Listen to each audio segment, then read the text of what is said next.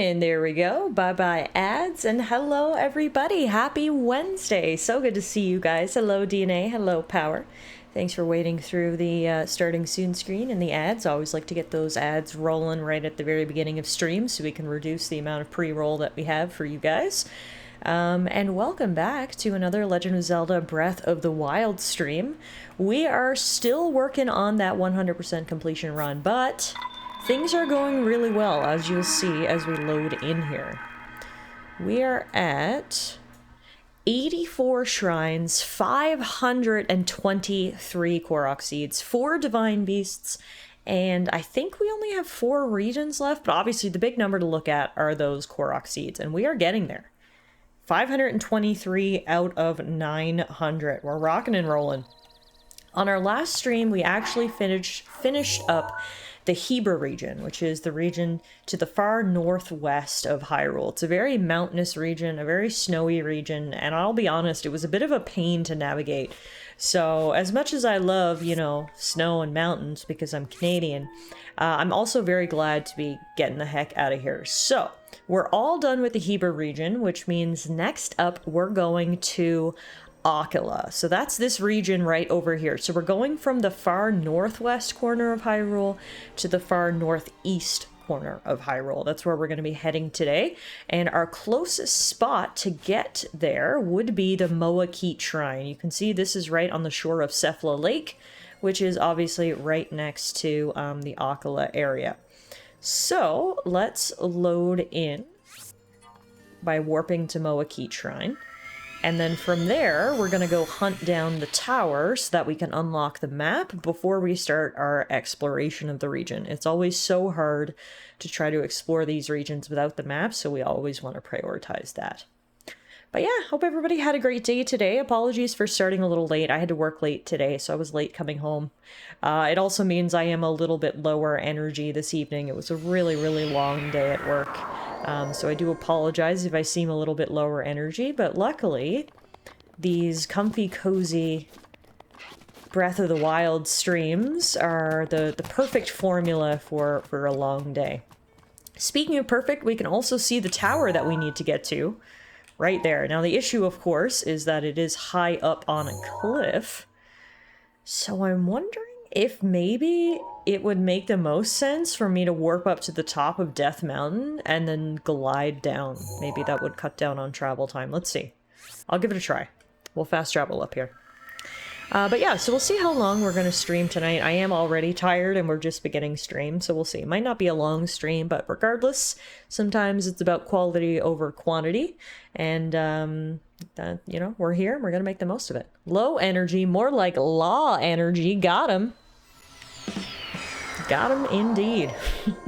That law energy is very tiring. Law energy leads to low energy. Also, I spontaneously combusted the second I set foot up here, and now all my equipment's breaking because it's wooden. This is terrible. We'll just put all this away. Okay. Maybe I should change my outfit too. I mean, we're going to be out of the hot area, but seeing as I'm literally on fire as we speak, perhaps we should try to mitigate that a little bit. There we go. Okay, no more wooden weapons. Full fireproof armor. Alright, perfect. So, you can see the tower that we're heading to. It's that tall orange stick in the distance. It's obviously a bit hard to see right now because the heat is literally distorting our view, but the further away we get from this giant mountain of lava, the better off we will be in many different ways. So I'm obviously not going to have enough stamina to get all the way over to that shrine. However, I do think this was still the right play because I'll still get pretty close and we'll cut down on having to climb up that valley that we were in before, so. Link is on fire. Alicia Keys should do a remix of her hit song. Instead of This Girl Is on Fire, it is This Twink Is on Fire. Featuring Link himself. How are you doing this evening, Power? It's good to see you. Hope all is well in your neck of the woods. I don't know if you had a chance to review your fantasy football team, obviously, as is tradition at this point, auto draft did indeed take the wheel, and me and Euro actually laughed because every year auto draft always gives me a terrible grade on my drafting because it's literally based on like ADP and projected points. So like unless you're taking the player that they suggest, they say it's a bad pick. So I think I got a C, Euro got a D+, and of course, since auto draft drafted your team, auto draft gave itself an A+ for its drafting. So talk about AI patting itself on the back. But from what I saw, auto draft did give you a pretty good team, so I'm just very, very excited that the NFL season is almost upon us. So excited to watch football again on Sundays.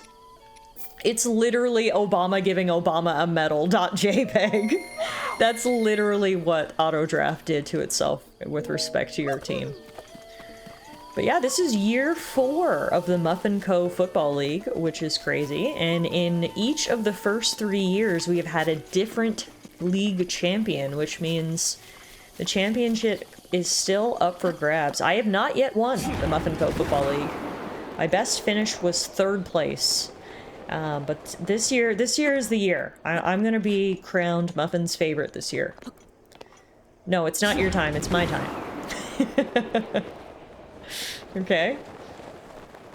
I just can't believe I got the first overall pick in the draft again this year, and everyone was like, rigged. And I was like, honestly, at this point, it may be rigged. I couldn't believe I got the first overall pick again. That's literally the blessing of Muffin kicking in. Now, I believe the tower is actually up on top of this castle right here, which is really cool. Except for the fact that, as you can see, there are some serious guards on patrol, so we'll do our best. Wow, me. We'll do our best to avoid those. Also, me immediately gets spotted. Okay, great. Off to a good start. Good, good, good. Versus, oh, okay, well, I'll take 2nd place. Perfect. As long as we can come to an agreement on that.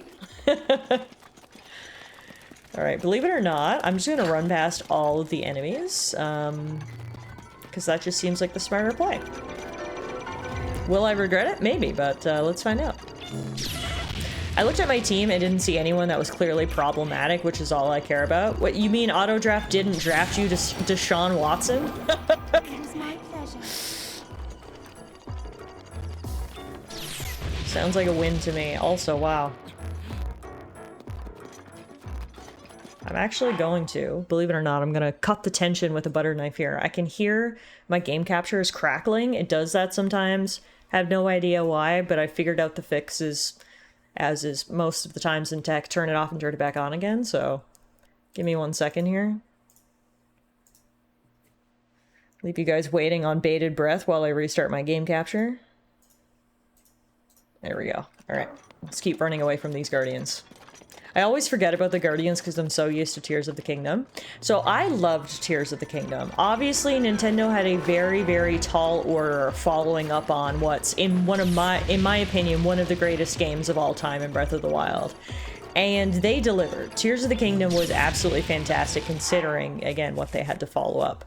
But the one complaint that I have is they really erased a lot of things from Breath of the Wild. Like, all the Guardians are gone. Divine Beasts, gone. Like, there's like kind of a lore explanation for it. Not really. They said that like after the events of Breath of the Wild, they basically disassembled all the Guardians and the Divine Beasts and stuff, which I guess actually makes sense, because it's like, wow, these things became sentient and tried to kill us once, why would we risk that again? So when you think closely about it, it makes sense, but at the same time, it's still weird that it's all gone after, you know, how much time we kind of spent with it in Breath of the Wild. So I don't have many complaints about Tears of the Kingdom, because like I said, I think it is an absolutely fantastic sequel, especially considering that they had a tall order. Trying to live up to Breath of the Wild, but that was one thing that irked me. It was just like, where is everything? It's just gone? Okay. Okay, sure. Now, we've got to try to climb this tower that is surrounded by goo. As soon as I get Rivali's Gale back, we can just boost right up there, but we don't have that right now. So I'm wondering if there's any way... Yeah, if I do this, this'll work. Akkala Tower. Perfect. And then where's the eyeball that's controlling all this goo? Ooh, it's a white bokoblin down there. That's the strongest iteration of bokoblin. I don't know that we've even come across a white one in our adventure so far. So we probably want to steer clear of that guy. We're not going to be able to climb this tower until one of two things happen. A, we find the eyeball so we can get rid of some of this gunk. Oh, speak of the devil. Speak of the devil. How much will that clear? Not nearly as much as I hoped.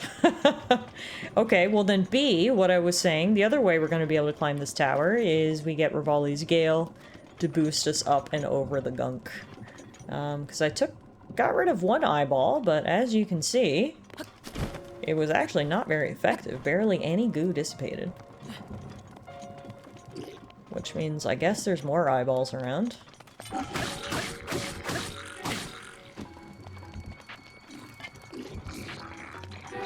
Fortunately, though, I don't actually see them.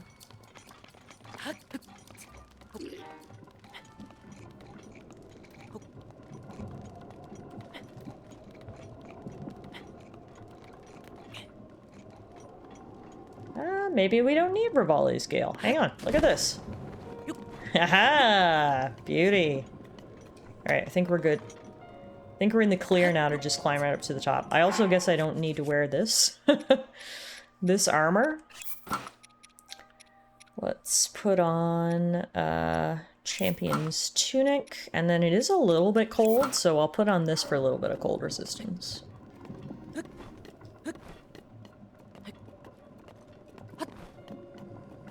Yeah, anybody who was hanging out in stream last night will know that we finished Blueprints last night, which is crazy. It was one of those games that I thought we were never going to finish. We started streaming Blueprints in May. It's now September, so it took us 4 months. It took us about 55 hours. And I mean, to be fair, like, there's still more to do in Blueprints. It got to the point where I just felt that I had to choose an ending point. And it turns out that I did choose a good point, because the very last thing we did last night was we solved a corkboard puzzle with red string, which felt very fitting because that's what I've been doing the entire game. And the reward for doing so was getting Uncle's will and the official deed to Mount Holly. So I didn't know that that was the reward for completing the corkboard puzzle. I just thought it was a fun way to sort of end things. But it really, really felt fitting when I saw that that was the reward. So I talked about this last night. I've got a feeling that Blueprints is probably ripe for DLC. If that's the case, we'll return in the future. But for right now, we are all done Blueprints, which was exciting. That means for the rest of September, my plan is to kind of really grind out Breath of the Wild. We're going to do a lot of Breath of the Wild streams here in the month of September, because I want to try to get as much progress as I can on this 100% run. Speaking of progress, this will open up another section of the map, which does get us ever closer to that elusive 100%. There's the Akkala region. Officially unlocked. Hey Malice, hey Pyro, how are you guys doing? Happy Wednesday. Good to see you. Apologies for the late start to stream. I did have to work late, so as I was just saying, I think it's going to be a bit of a low energy stream this evening, but sometimes that makes things nice and cozy, and we all know Malice is thrilled at the thought of watching more ice melt, so... Now, unfortunately, we're done in the Hyrule region, so I don't know if we're gonna have any more ice melting challenges, unfortunately. We may be done with the ice melting for now, believe it or not. Okay, now let's mark out my Koroks. And in saying that, I just warped down here, but I think it would have made more sense if I had stayed up there, so I might warp again, but... Give me a second first. Let's mark all of our Koroks. So there's one here. There's one there. This is a named location. There's one here. There's 2 right here. There's 1 here. There's 1 here. Here. Here. There's 2 right here as well. And then there's a shrine there. Korok here. Korok here. And Korok here. Okay, yeah, so it actually makes sense for me to warp back up to the top of Akkala Tower, and then we'll go from there. We can watch grass grow now! Almost as exciting, right? For anyone just joining us, here's our up-to-date count. We've got 84 out of 120 shrines, and 523 out of 900 Koroks. Alright, so the first one we're looking for is a rock under slab below Akkala span. So I think what we're going to have to do is probably warp back up to this tower multiple times. Because as you can see, I've now got to go all the way down here. So we'll probably just use the tower to navigate a little bit. Alright, that unlocks the Akkala Bridge ruins, which we wanted. And right here there should be a rock pattern. Yep, I see it. I also hear something chirping. Chirp, chirp, chirp, chirp, chirp, chirp, chirp. I hope these guardians aren't alive. Pray to God that they don't wake up. Alright, I think we're good. Euro! It's been a while, apparently. Apparently! 64 months! Let's go! Thank you very much for the resub, Euro. You know I appreciate it. Enjoy your ad-free viewing, your emotes, your sub badge, and hello, hello. Happy Wednesday!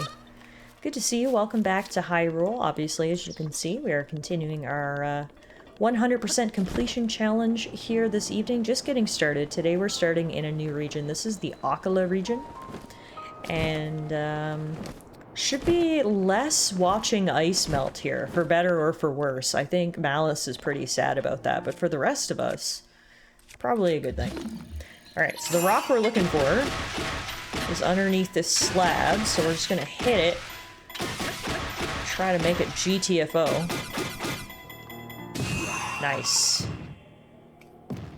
Lizard. As you can see, or hear rather, I did get some new soundboard sounds as well.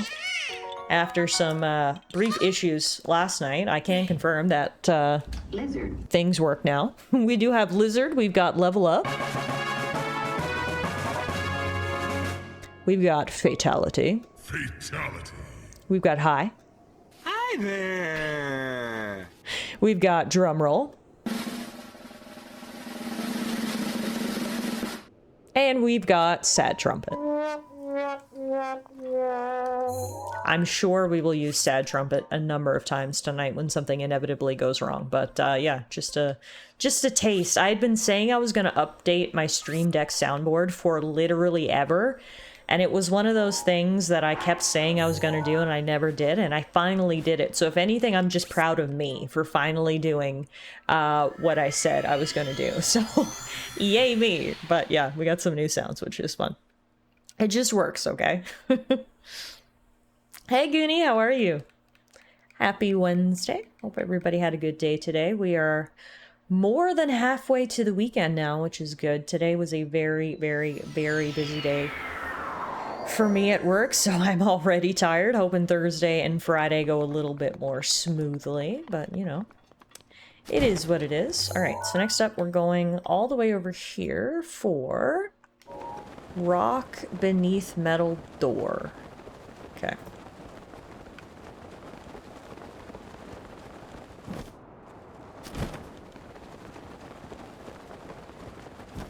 I really like this area because you get to explore these ruins and stuff. It's pretty cool. I mean, the bad part is there's little guardians on patrol, but you win some, you lose some, I guess. Here's the door.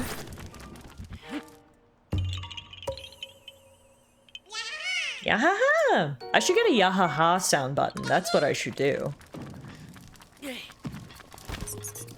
That is what I should do. Okay, as I mentioned, this area is going to be a lot of us warping back and forth to Akkala Tower because A, it's dangerous to explore with all of the security around, and B, it's just easier this way as well, so bear with me as we do some warping. But up next, there should be two directly to the south of us.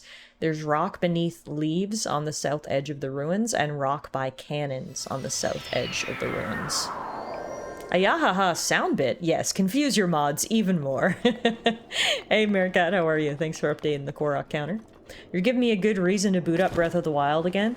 Yeah, this has been a fantastic reason for me to boot up Breath of the Wild again. I hadn't played Breath of the Wild since our crowd control stream of the game, which... was that in 2022, I think? Regardless, so it had been multiple years since I had last played Breath of the Wild, but at the beginning of this year, I said, you know what? You know what's something I've always wanted to do? 100% complete the game, and guess what we're doing? Just that.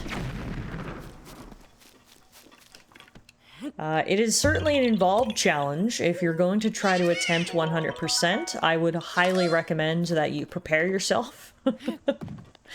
For what that entails. This is not an easy challenge. We've already put about 60 hours into the game, and we're over halfway done now, which is good. But yeah, it is not a challenge for the faint of heart, so if you're gonna try it, just understand what you're signing up for, I guess. Alrighty, so we got those two. Again, gonna warp back to Akkala Tower, and then we'll be going to the north from there. Or first to the west. There's a rock beneath leaves to the west. There's a lot of rocks around here we gotta pick up.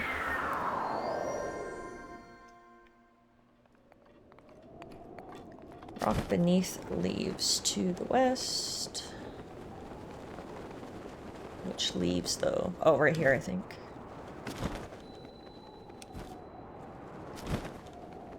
And to really dramatically blow up this pile of leaves again. Nice. Best thing I did was play it on my Switch 2 with the paid upgrade, because when I bought it, what a difference. I mostly noticed how smoothly the camera movement became. Yeah, I've heard fantastic things about Breath of the Wild and Tears of the Kingdom running on the Nintendo Switch 2, so when I get mine, I'm definitely going to have to give it a shot, because I have heard that it runs so smoothly. And after putting so much time into the game on base Switch, I'm sure I'll really notice the difference with how smoothly it runs, so... I mean, hopefully we'll have the challenge done by the time I get my Switch 2 for Christmas, but God forbid if we don't, well, at least then we can check out the Switch 2 version, I guess. Alrighty. Here's the other one. Beautiful. Alrighty, that's all the Koroks up and around here, which means we can now swoop down to the shrine we can see in the distance.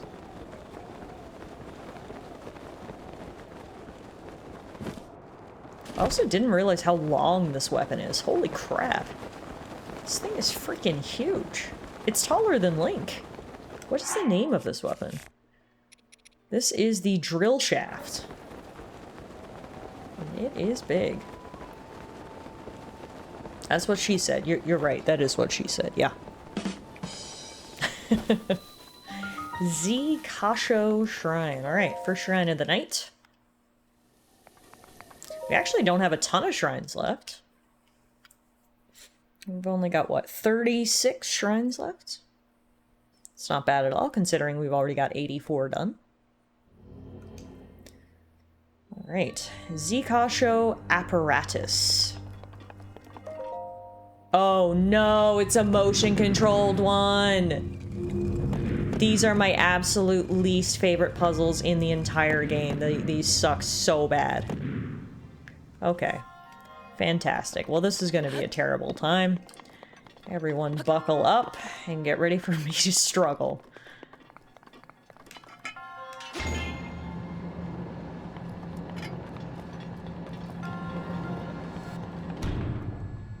Oh.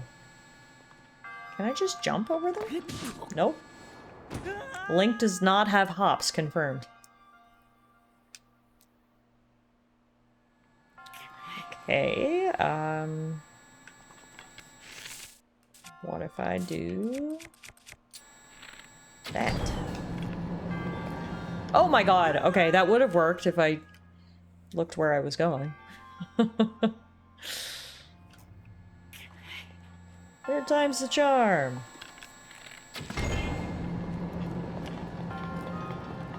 There we go. Alrighty.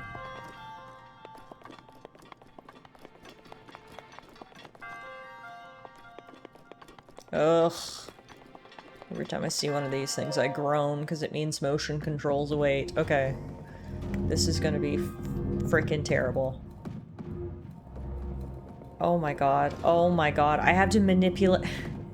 Please don't take this out of context. I have to manipulate 3 balls at once. This is a nightmare. Okay, 2. None. Yes? No. Yes? No. These are the worst puzzles in the game. Full stop. There's nothing close to how bad these puzzles are. I think Breath of the Wild is a near perfect game. These puzzles prevent it from being perfect. These are a travesty. I would like to meet someone who says that they love these puzzles, because I would like to analyze and see what's wrong with them. Because these are the most terrible things to ever exist.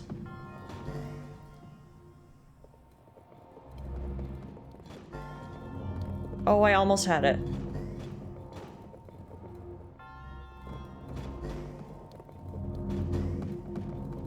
Literally the world's worst puzzle. Okay, 2.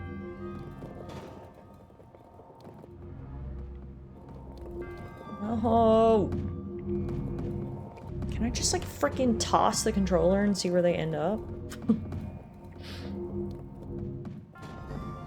Like, there should be a way to skip this, to be like opt out of motion controls.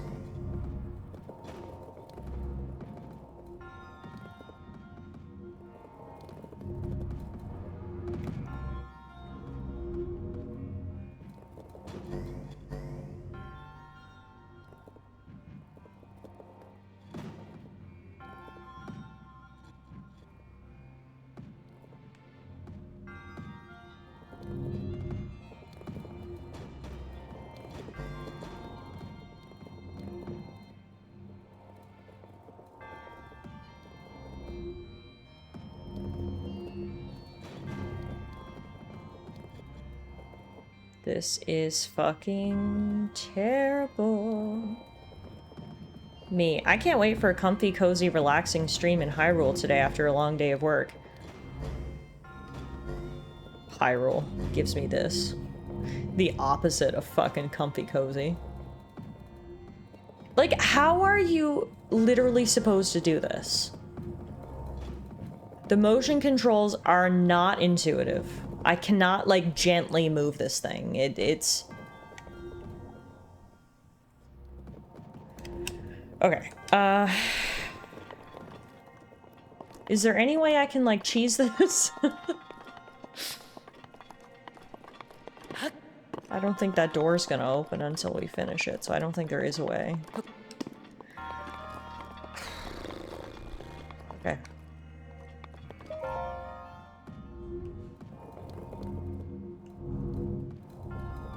Hey Ash, oh my goodness, spaghetti and meatballs tonight? You always got the good foods. Hello my friend, good to see you. Welcome to the worst puzzle in the entire game.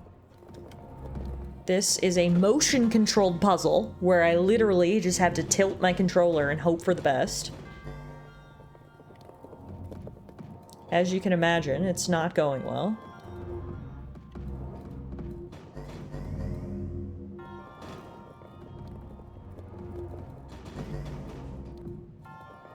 Like, it's too... They really should have added a way for you to do this without motion controls. I'm sure it would still be hard with the joysticks, but there's no way it could be this hard. Imagine playing it on the Wii Remote. Honestly, the Wii Remote might be better than this controller. I don't know. Nothing can get worse than this. This is a nightmare.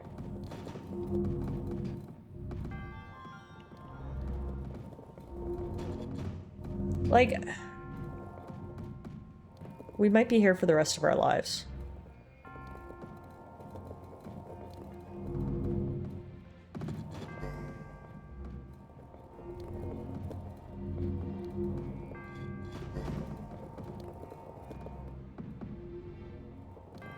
Who at Nintendo play tested this and was like, you know what the players will love? This.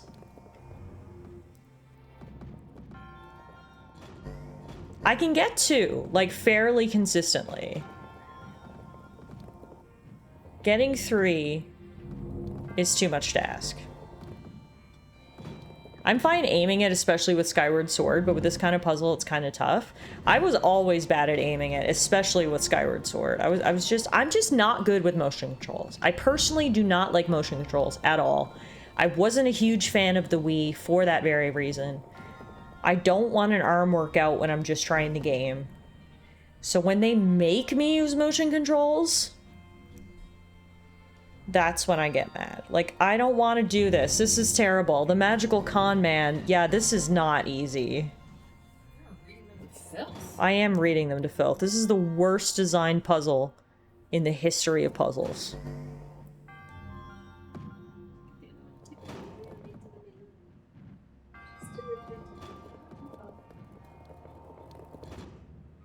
I literally can get 2 and I can't get 3.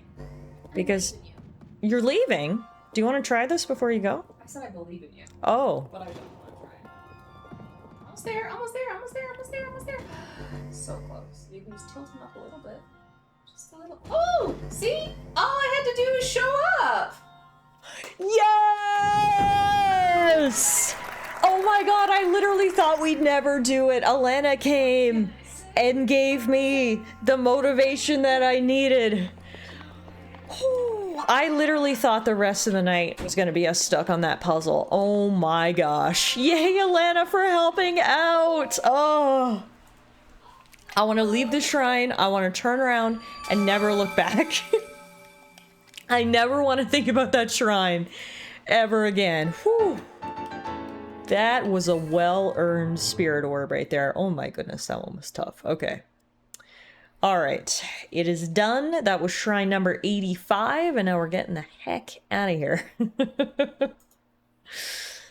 No more motion control puzzles, please, Nintendo, please.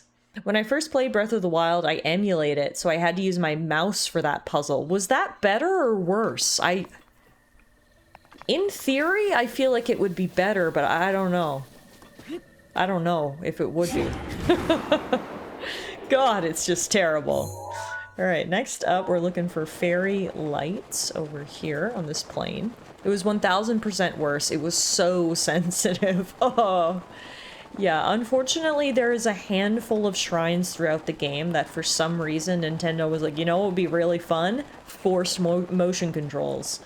There's a couple that are just freaking terrible, and you just gotta grit your teeth and bear it and get through it, and that was one of those right there. So, happy to put that one behind me. Curious if the Switch 2 Joy-Con as a mouse would be better. I mean, maybe. Maybe. If someone has a Switch 2 and wants to, help us out in the name of science, feel free to try it and report back. But I'll tell you what I won't be trying for fun. That ever again. Freaking terrible. Hey, Rector, how are you, man? Good to see you. So, I was hanging out in Rector's stream on... Was it Saturday, Rector, I was hanging out? And Rector introduced me to the song called... Alena just burst in the door and said, Krobus is hot. Yeah, so Rector introduced me to the song called Krobus is Hot. If we have any Stardew Valley fans in chat, Krobus is indeed that little black monster in Stardew Valley, and someone wrote a full-length song about how he's hot and they want to ravage him. And last night, me and Alana sat in bed at like 10 p.m. and watched the Krobus is Hot music video, and then literally sang Krobus is Hot until we fell asleep. Tiff, I have a better one for you. Off the same album, it's called The Biggest Dick in Hyrule. It's literally about Breath of the Wild. Maybe that'll be our bedtime song tonight, Rector. I can't believe Elena just burst in singing Krobus is Hot. But yeah, iconic tune for anyone who hasn't heard it. And then we just got to talking, like, how did they come up with this? Who was like, you know what? We should write a song about Krobus from Stardew Valley and how hot he is. Like, what was the thought there? So many questions. But it does exist. It is hilarious. It is unhinged, and I 10 out of 10 would recommend. Also, why am I on fire? Gosh. Oh. Yeah, haha, we got a Korok, but we literally almost had to burn to death. I think we may have started a forest fire. Oh, okay. Run away quickly before Smokey the Bear rats me out. Alright, let me get rid of these stamps. And we'll mark our next couple Koroks. Other than that stupid shrine, so far so good. Alrighty, so from Ullery Mountain, we're going up into the Shadow Pass, spooky. And we're going here. And we're going here. Then here. Then here. There's a memory there. Korok. Korok. Korok. And Korok. Alrighty, first up will be Fairy Lights atop tree down in the Shadow Pass.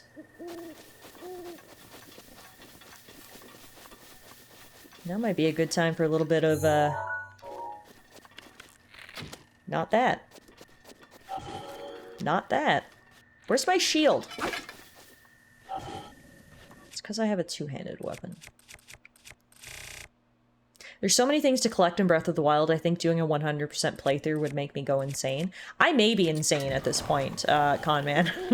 It is unclear. So Breath of the Wild is one of my favorite games of all time. I've played it multiple times, put hundreds of hours into it.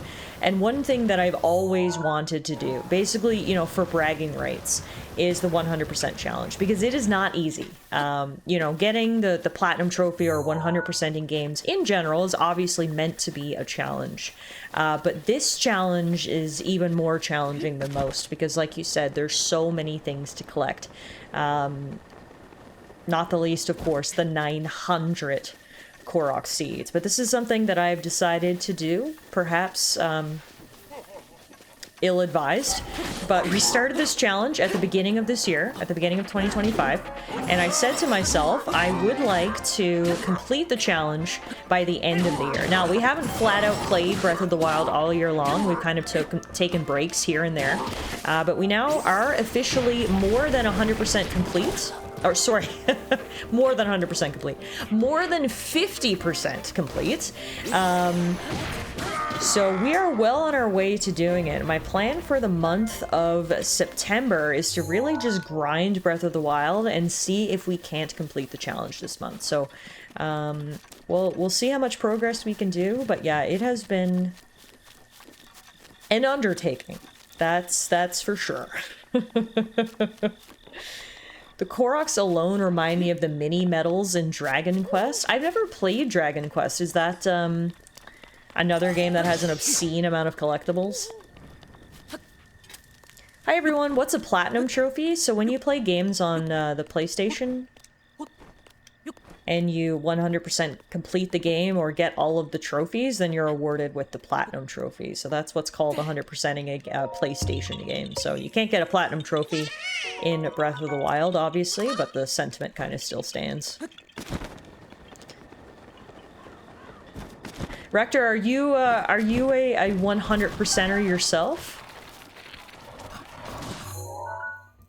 I do like to 100% complete games. I wouldn't say I'm like a hardcore completionist or anything. For me, the right conditions have to come together for me to 100% complete the game. It has to be a game that I truly, genuinely enjoyed, so I'm only going to 100% complete or platinum my favorite games, and B, it has to be games that aren't annoying. And I know I'm breaking the rule by doing this because this is the definition of annoying, but for the most part, you know, if a game has 900 collectibles or something like that, I usually don't 100% complete it. So like some of my favorite games of all time, I haven't 100% completed because it has some annoying little collectibles challenge or something like that. But usually if it's a game I really love and the 100% doesn't require an obscene amount of effort, I do try to make an effort to do it, because there is something just so satisfying about 100% completing your games, you know?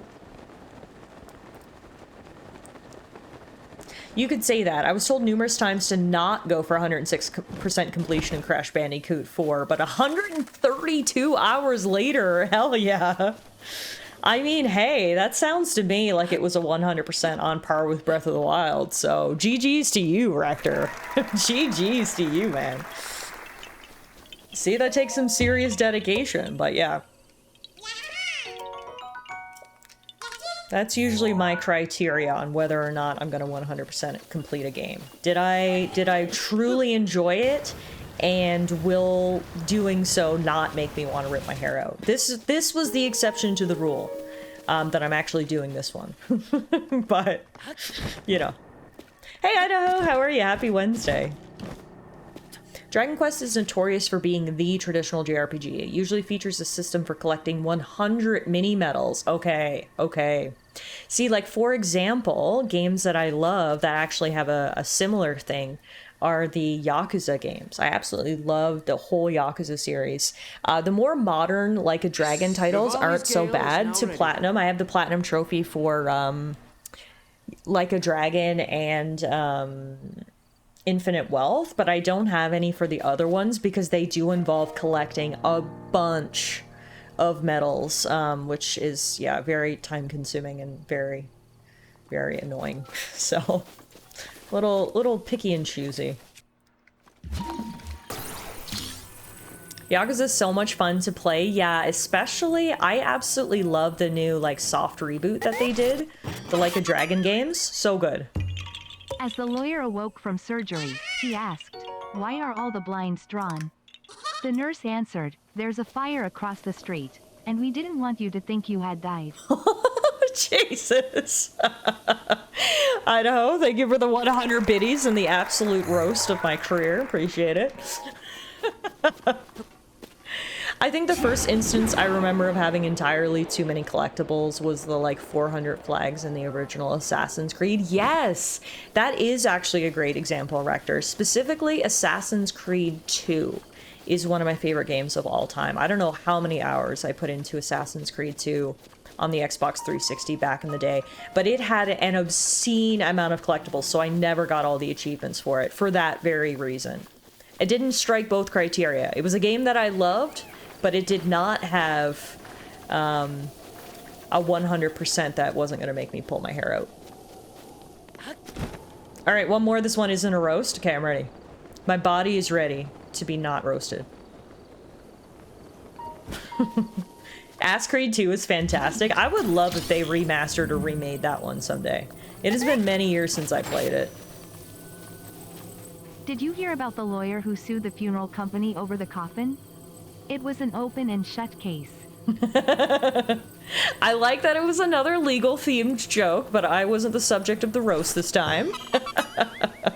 Thank you very much for the 100 biddies, Idaho. Appreciate it. We love a little chuckle around here. Is my confetti not working tonight? Hang on. I just pressed my confetti button and I didn't see any confetti on screen. That just won't do. Oh no, my confetti's not working. Aw, man. No confetti for us tonight. Alright, we'll have to look into that later. The last Ass Creed I played was Brotherhood. I'm a little bit behind on that series. Yeah, I mean, I was actually really invested in the story of the first 3 Assassin's Creed games with the modern day story of Desmond.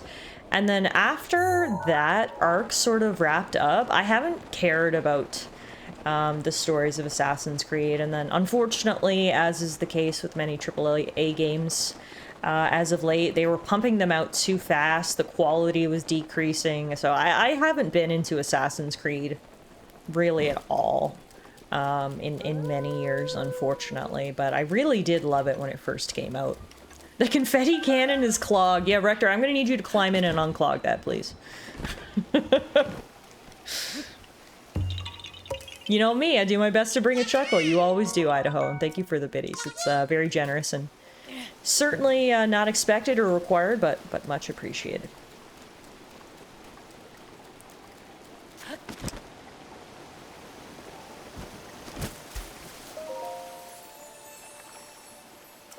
You have done well to find this spring. Offer Dinral's scale received from the Red Spirit to the Spring of Power. I goddess highly, I will guide you. Well, I don't have one of those, so thanks, but no thanks. Can I not get the memory here, though? Unless I do that. Or is it up above? There should be a memory here somewhere. It might be up here.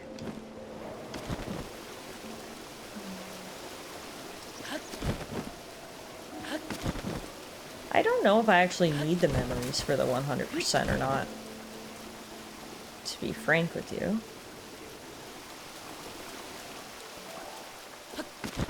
Let's see. Oh crap, it's raining, I forgot. Well, we might be stuck down here until further notice, until it stops raining at least. Which it should, momentarily. Another thing I loved about Breath of the Wild is the cooking system. I'm a cook by trade, and I thought it was a wonderful inclusion. Absolutely, there's something so charming about just holding an armful of ingredients and tossing them into a pot and a fun little song playing. It's very, very cute.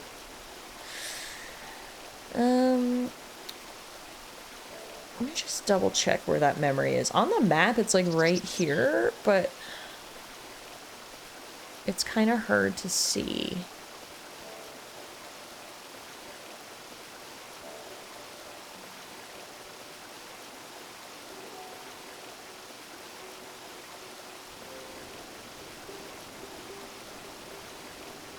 No, I don't.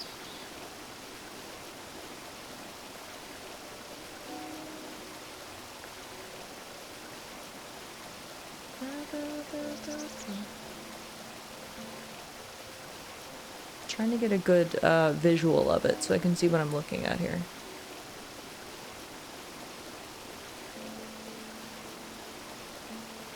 No, it is here. It's back this way.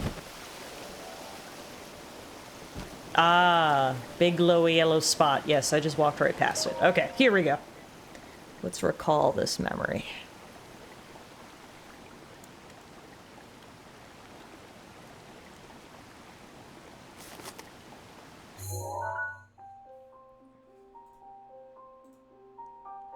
I really loved finding these memories for the first time.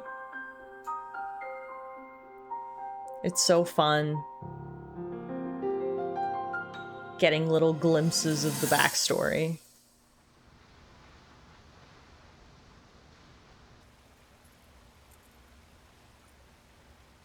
I come seeking help regarding this power that has been handed down over time. Prayer will awaken my power to seal Ganon away. Or so I've been told all my life. And yet, Grandmother heard them. The voices from the spirit realm. And Mother said her own power would develop within me. But I don't hear or feel anything.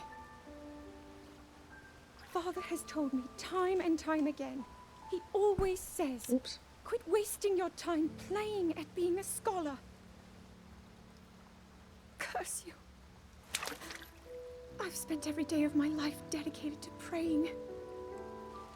I've pleaded to the spirits tied to the ancient gods. And still the holy powers have proven deaf to my devotion. Please, just tell me. What is it? What's wrong with me? Poor Zelda. Yeah, I don't know if any game out there is perfect or if any game will ever be perfect. I mean, perfect is a high bar. You know, there's always some little thing that you would change or add or remove. But as far as video games go, and as far as the term masterpiece would be thrown around, Breath of the Wild is as pretty frickin' close to perfect as you can get. The art style, I mean, I know it's aging a little bit now, but like when it came out, frickin' fantastic. The gameplay, the story, the world, the musical score, it's just absolutely love this game to death. And that is, again, why I undertook this crazy, crazy challenge to try to 100% complete the game, because it truly is one of my favorite games of all time. Alright, so, we're gonna need to get the scale to, unlock the shrine there. So, when we spoke to the goddess statue, she said we had to get Dinral's scale, and he's one of the big dragons that fly around the map. So, he normally flies around to the north of the Elden Mountains. So what we're gonna need to do is find him, shoot him, get a scale, grab it, and then come back. So the easiest way to do it will probably to go from Death Mountain. Let's see. Unique art direction will never grow old. Doesn't even matter if it's chunky pixels or polygons. Yeah, absolutely. And this is fortunately an art style that is aging really well. Instead of going for, you know, hyper realistic graphics, which don't age well, this does have a more unique art style and color palette to it, which I think still look absolutely beautiful 8 years after release. So, okay, I am literally on fire. Let's make sure I'm not. Yeah, don't want to equip anything wooden. I don't think this will even protect me from the fire up here. Now, let's go see if we can find that dragon. Nothing like spawning in on fire. Yeah, it's really not ideal. So, we're all gonna keep our eyes peeled for a really big red dragon that's flying around up here, alright?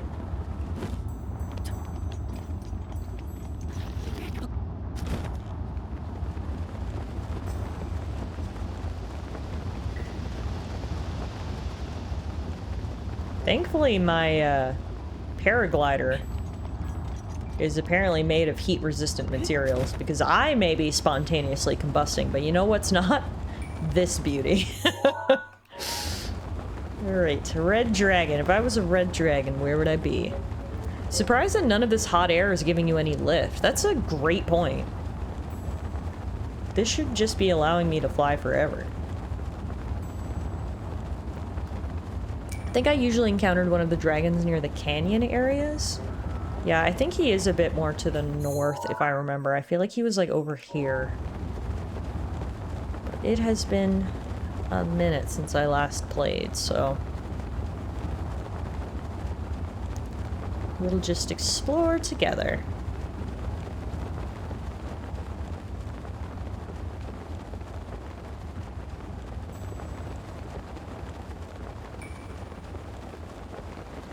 Not even sure if they have a set flight pattern. I mean, they have a set, like, area. This dragon flies around in this particular area. Each dragon has its own set area, so they might have a flight path, but they certainly have an area. So if we at least go down here, we should be able to find him.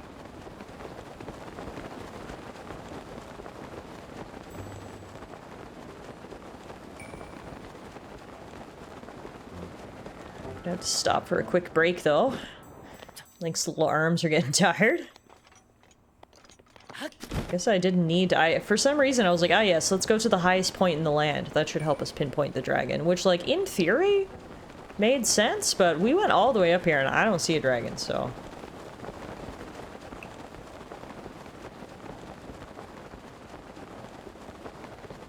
Clearly that was a bit of overkill. Yeah, I feel like I remember seeing him in this area.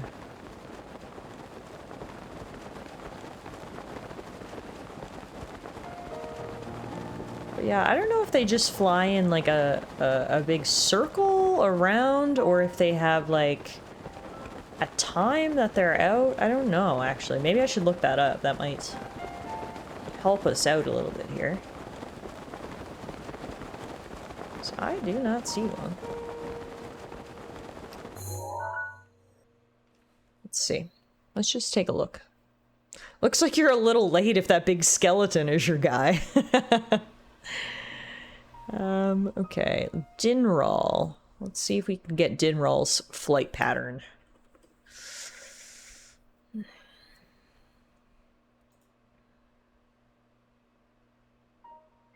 Dinral's flight path generally starts north of Death Mountain in the Elden region, and he'll then travel west across the Tengar Canyon, rather. So this is the right area. Oh, apparently he arrives around 9 a.m. near the Elden Great Skeleton, which is right where we are. So, if that's the case... Apparently he's an early bird, that Dinral. He likes getting up early. He'll be gracing us with his presence around 9 a.m., apparently. So if that's the case, let's warp over to this shrine so I can see what time it is. It is 3 o'clock in the afternoon. Okay, so here's what I'll do. Bro, I can't fight you right now. I gotta get my coffee first. Okay,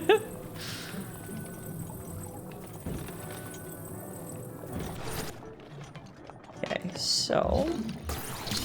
First of all, I've got to get out of here. I forgot that this shrine was, like, in this little lava cave.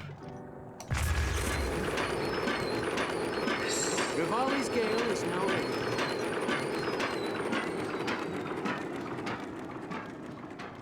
Okay, from here...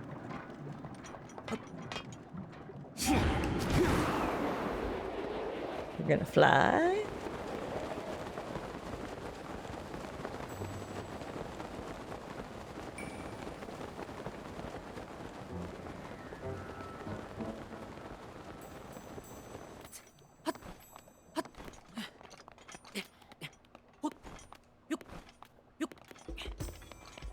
Okay, so let's get in a good location first. This guy over here wants to ruin my day, so let's ruin his first. Oh, I missed! Ruining his day was a miss! Okay, fine. I'll leave you alone just this once. Alright. What I'm trying to do, except the monsters keep interrupting me, is find a nice place for us to take a nap. Guess we'll just have to get rid of the monsters, then we can take a nap. Ow. Ow.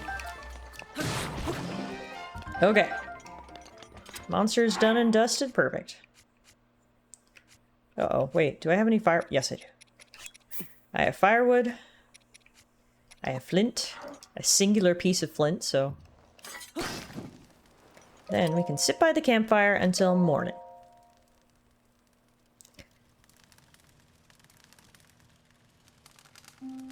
Campfire on the side of a lava mountain, I can't imagine would be the most comfortable, but now it is 5 a.m.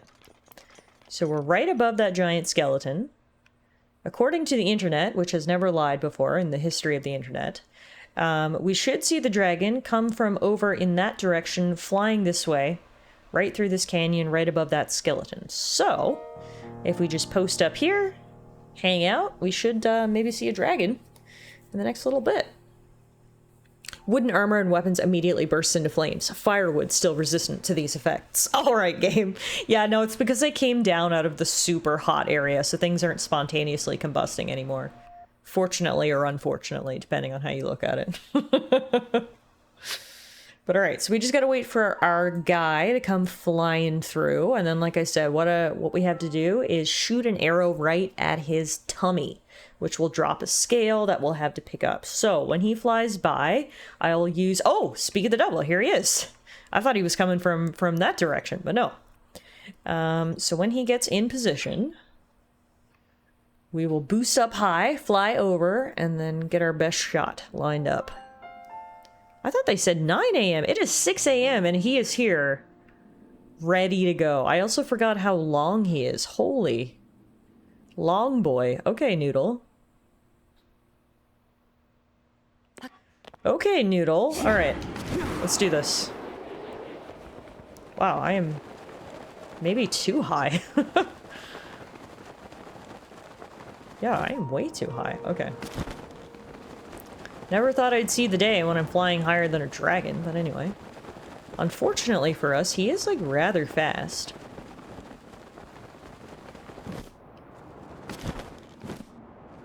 We're gonna have to work on this. Alright. Here's the dragon music cutting in. Which is so cool. Beautiful music. Now, I think I can just... Can I just shoot him like this? Or is there a specific area I've got to hit?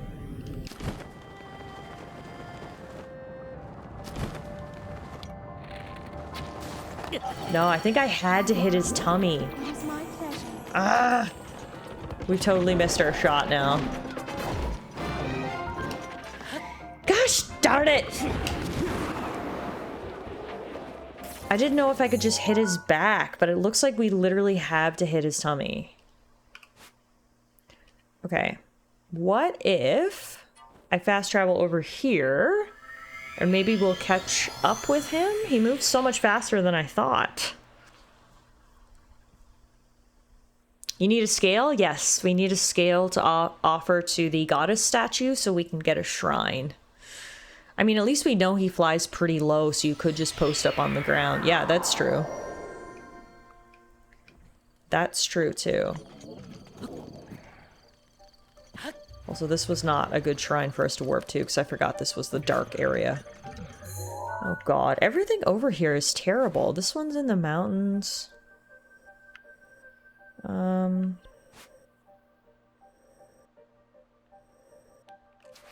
See, we're gonna miss our window. How far over does he fly, I wonder, though? Like... The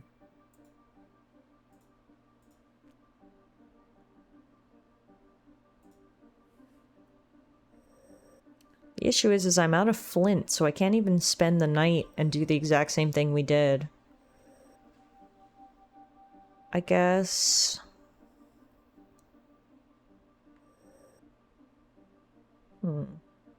Just trying to think of what the best way to do this is. Maybe I go sleep at the stable, then we warp to Death Mountain, fly down here right away, and then by the time we get there, he should be there?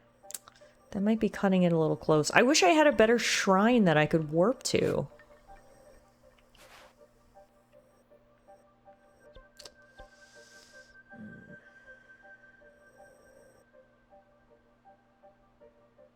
Okay. Let's try this. Let's try this. Because, yeah, like Rector said, at least we know now that he flies pretty low, and if I do have to hit his tummy, I don't need to be as high up as I thought I did. We can kind of just land probably on top of that big skeleton and be in position. So here's what we'll do. We'll just spend the night at the inn to pass time.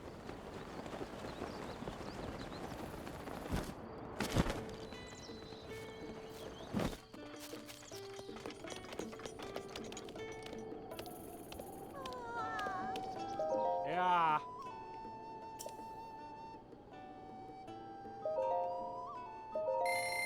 Pretty sure you hit her, though. I didn't see a scale drop, because normally you see the shine fall right down. Oh. Okay. Hi, Beast. What the heck? Think you can trick me?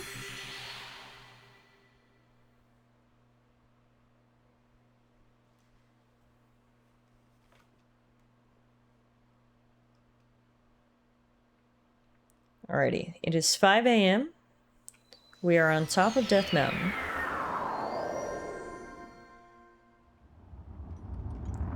And now we go north.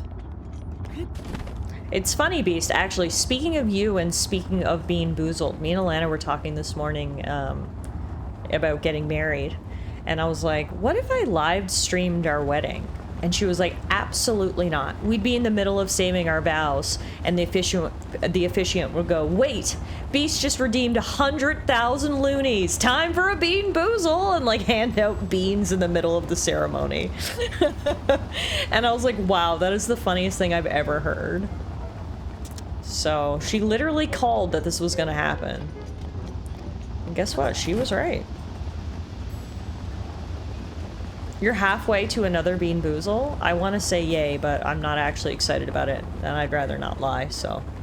Pieces, wow, she knows me so well. Yeah, seriously. To be fair, we've seen that you can be tricked. Miss 5 subs. Yeah. Rector was clever. Just live stream the party after so you can Bean Boozle us.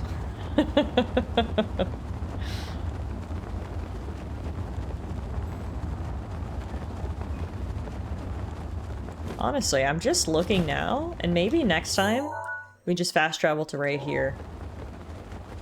For some reason, I thought that shrine was like more in a canyon and it would be hard to get out of, but it doesn't seem that way. That actually seems like probably a good spot for fast travel. I always use my points before I can get Alana a Bean Boozle. Yeah, maybe we should lower the Alana Bean Boozle redemption amount. I mean, to be honest, she takes them like a champ. If you find the entertainment value is me, like, hating the taste, Alana is too stone cold when she eats them anyway. She calls me dramatic, but I don't know.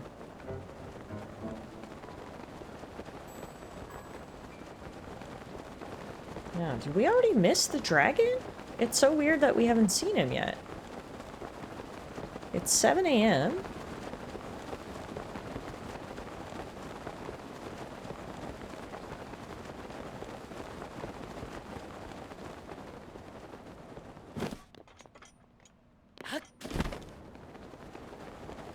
Look up.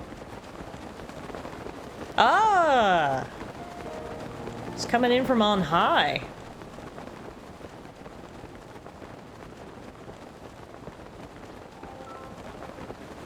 When in doubt, look up.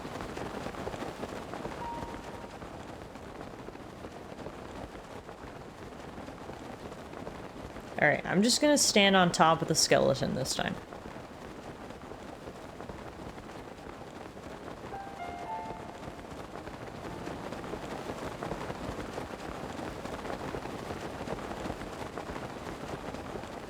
This is actually pretty epic. The sun rising, the dragon up there. This is really pretty.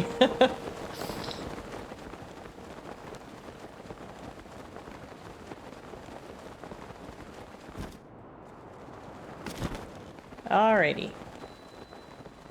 We've made it to the Elden Great Skeleton. Now let's wait for our target. Come on down here. I'm gonna hit your soft tummy. Dragon hunting is an epic undertaking. Yeah, it's true. Although, I don't want to hurt you. I just want one of your scales. So please don't take this the wrong way.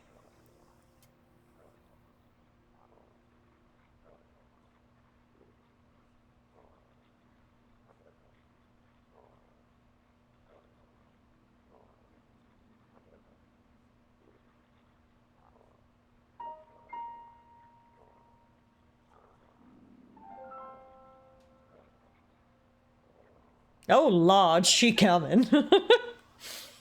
You know what that is? That's one big... lizard. Sorry, that was dumb as hell.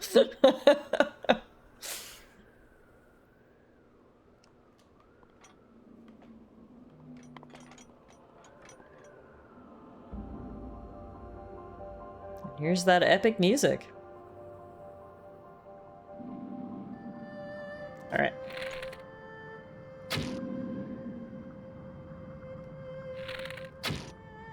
Am I gonna miss every shot? Okay, this is terrible. Nope, I hit her. I hit her right there.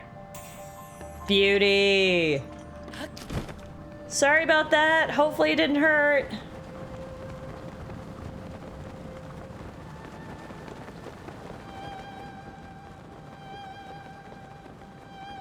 And this is what we were looking for. Dinral's scale.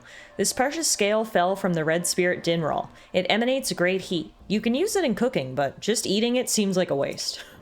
How the heck am I gonna eat a dragon scale? Does Link have rocks for teeth? Like, dude, that's crazy. That was literally the equivalent of a flake of skin coming off. That's fair. She probably didn't even notice. That's totally fair. Alrighty, so now we can go offer this to the goddess statue, which will reveal our next shrine. I really wanted to make equipment out of the dragon parts. Imagine what that would look like. Oh, that's a really great point. Imagine how cool it would be if you could make full dragon scale armor for Link. That would actually be awesome. Speaking of armor, we gotta change things up a little bit here because our guy is cold. Alright. Now we glide. Beautiful view over here. You just turn into Spyro. Rivali's Gale is now ready. I love Spyro. Spyro is one of my favorite childhood video games. I was so excited when they did the Spyro Reignited trilogy. They did such a fantastic job of remastering the trilogy. Those are actually 3 games that we did 100% on stream. That was many years ago now, though. I feel like those would be the perfect games for me to replay sometime, because they're timeless, really. I still need to play Reignited. If you're a Crash Bandicoot fan, Rector, Spyro will be right up your alley. It's real good. I imagine that Dinral and Lanayru would offer some form of hot or cold resistance. Yeah, if they could be made into armor, absolutely.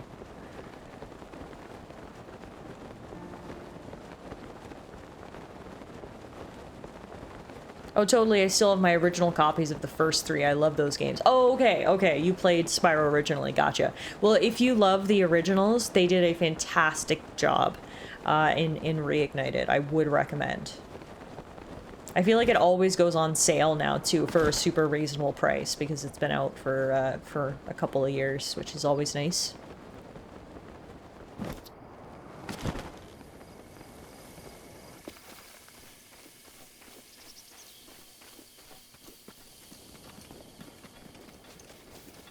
Okay, almost back to the shrine. Oh, it's on the other side of the quarry, yes.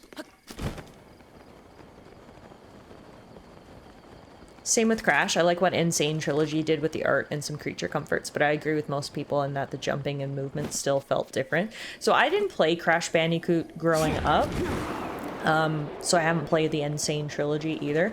I actually wasn't a big, well, I still am not a huge fan of platformers. I just find platformers very challenging. They're not my genre.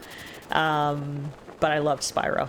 Morgan, hi! How are you, my friend? Thank you so much for the raid. Hello, hello, hello. Hi there. I'm Evie, I love you. I am Ethy, I love you. Morgan, thank you so much for the raid and the 78-month resub. What the heck? That's freaking amazing. Thank you, my friend. You know I appreciate you so much. I hope you had a nice stream tonight. Everybody, please go follow my friend Mapsio Morgan. She is awesome, fantastic streamer, a great friend of mine. And yeah, I've known her for a very, very long time. At least 78 months now. Hope you're doing well, Morgan. Welcome to Breath of the Wild. Obviously, we are still working on this 100% completion challenge, slowly but surely. Okay, so I must need to actually hold the scale to offer it to her. Do I just like put it there? There it is. Perfect.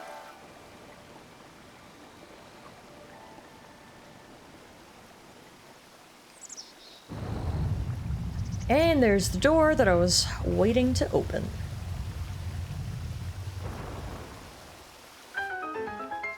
Nothing better than that sound. Your path has shown itself. Now go forth. I get a shout out for Morgan. Oh, you're streaming some more Story of Seasons. I really hope you're enjoying the game so far. I know you had been really looking forward to it. It's funny, me and Rector were actually just talking about remakes and remasters of games. We were talking about what a great job they did with the Spyro Reignited trilogy, and then Rector was telling me apparently they did a good job with the Crash Bandicoot Insane trilogy as well. So hopefully they also did a great job with the Story of Seasons Grand Bazaar. Ooh, we got a major test of strength, all right. But yeah, as I was saying before Morgan came in, I've never been a huge platformers person. It's just a genre of game that I don't, you know, not every genre of game clicks with everybody. And platform has just never been my number one. There are some platformers that I do love, and I mean, I think that's probably the reason why I liked Spyro, is that it wasn't sort of a true classic platformer. It had some more like action elements to it, because I'm just not very good at platformers. And I think that's why I don't like them very much, because I struggle. They kind of give me anxiety, to be honest with you. There's 3 types of games I grew up on and still main to this day: FPS, racing, and platformers. So for me, it was and will always be RPGs. RPGs are by far my favorite genre of video game. It's what I grew up on. It's what I still play today. But I've always said that for me personally, I just like good games. You can see if you look at the list of games that I've streamed even, that I truly embody the word variety. I'll play anything of any genre as long as it's a good game. So while the majority of the games that I play are certainly RPGs, I've also played platformers, I've played FPS, I've played puzzle, you know, what have you. I do like branching out and trying different things, but ultimately, at the end of the day, my heart belongs to RPGs.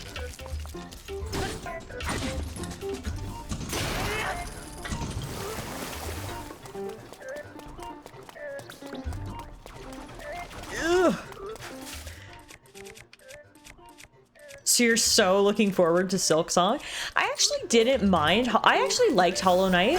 Hollow Knight, again, was something that wasn't like your classic platformer. Like, did it have platforming elements? Yes, absolutely. And I remember there being sections of Hollow Knight where I was like, this is annoying as hell. But the part I loved about Hollow Knight was the exploration and the combat. Both of which were major elements of the game, rather. So, I did like Hollow Knight. It wasn't my favorite game of all time, like I know some people would classify it as, and that's probably due to the platforming elements. But I did like Hollow Knight.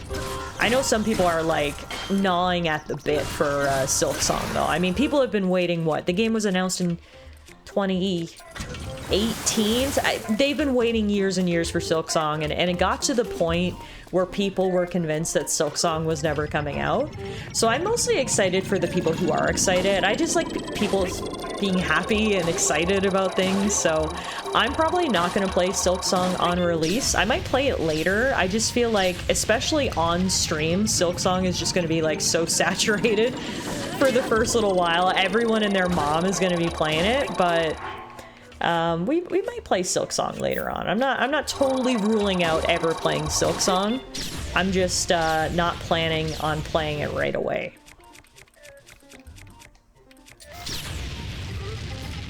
I'm gonna head to bed. I'm so sleepy. Back to work and back to kiddos that wear me out. Fair enough, Morgan.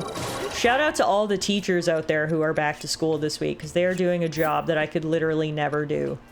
I could never, ever be a teacher. Shout out to all of you guys who can. It's very, very impressive. So yes, Morgan, please rest up. Thank you again for the raid. You know, I appreciate it.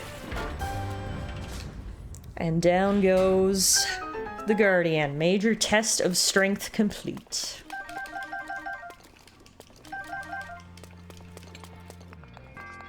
Your wife is back to work as well? Yeah, like I said, shout out to all the teachers out there. That is not an easy job that they do, that's for sure. Flame Spear. Nice. Take that. We'll also take our Spirit Orb. But yeah. Your wife's teaching 28 kindergarten kids? Yeah, I at no time ever want to be outnumbered by children. It's got to be a 1-to-1 ratio or not at all. I can't imagine a 1 to 28 ratio of me and children. That is just a nightmare. So the people who can do it and who do it is a very important job. Obviously, teachers are so underrated and underappreciated. GG's to them, because I could never do it. Alrighty, so with that done, up next, we're going back on the Korok hunt. There should be... We got the rock on the way down here.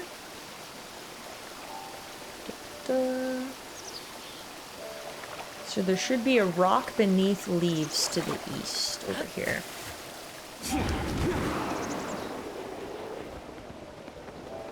Well, it is 2 to 28. Okay. I mean, still not an ideal ratio for me, but...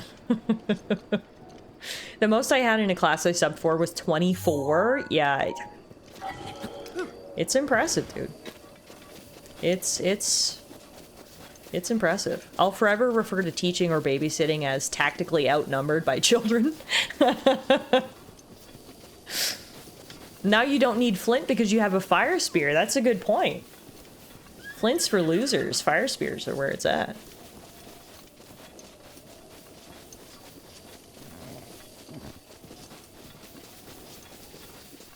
But yes, it is nice that your wife also has a... I assume ECE stands for Early Childhood Educator.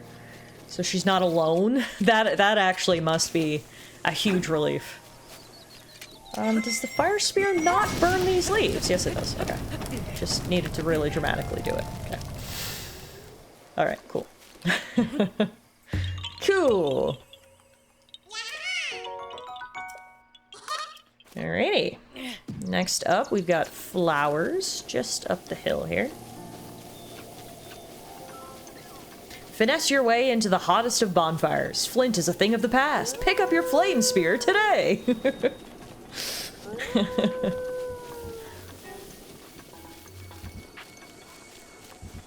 Yeah, no, I think my job is hard. I talked earlier about how I had a super long day at work, but whenever I think about how hard my job is, I just need to remind myself, at least I'm not outnumbered by children. Things could always be worse, right?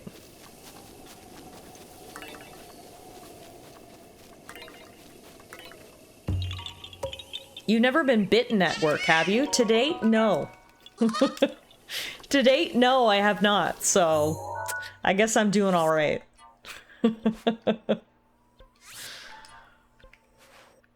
You've been having a busy time at work lately too, Rector? Basically doing the work of 3 people at this point. Is there anything worse than when your job duties increase and your pay does not?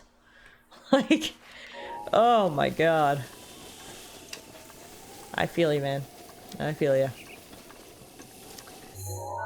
Yeah, this time of year is just super busy for me because so many people take vacation over the summer months. So normally, you know, July and August are a little bit quieter because a bunch of people are out of office. And then September comes and everyone's back and everyone's scrambling to catch up. And I've got 10 million to-dos and 100 emails and so many different things scheduled. And yeah, it's just...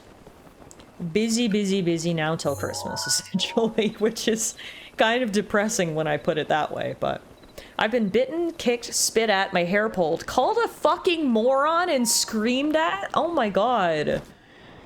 Yeah, like I said, shout out to all the teachers out there, man. You're doing the freaking Lord's work. That's all I gotta say. Educating our youth is not for the faint of heart, and it's certainly not for me, so... Your Honor, I move for... Excuse me, Your Honor, I move for a mistrial on the grounds that the defendant is trying to gnaw a piece of my elbow off. Yeah, if I ever get bitten in a courtroom, I think we have a bigger problem, but... God knows it could happen. I've come across some real, hard cases, if you will. So... It is not out of the realm of possibility that one of these people will bite me someday.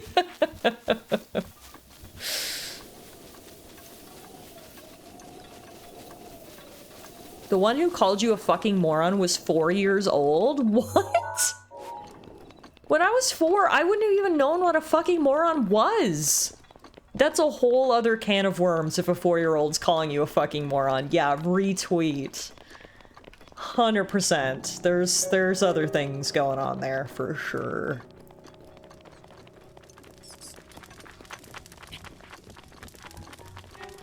Yeah, it's like, where is a 4-year-old even learning such language?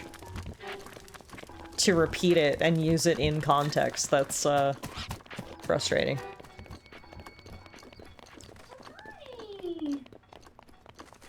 Hey, Muff. Yeah, that should work, I guess. I can go into the office in the afternoon. Yeah.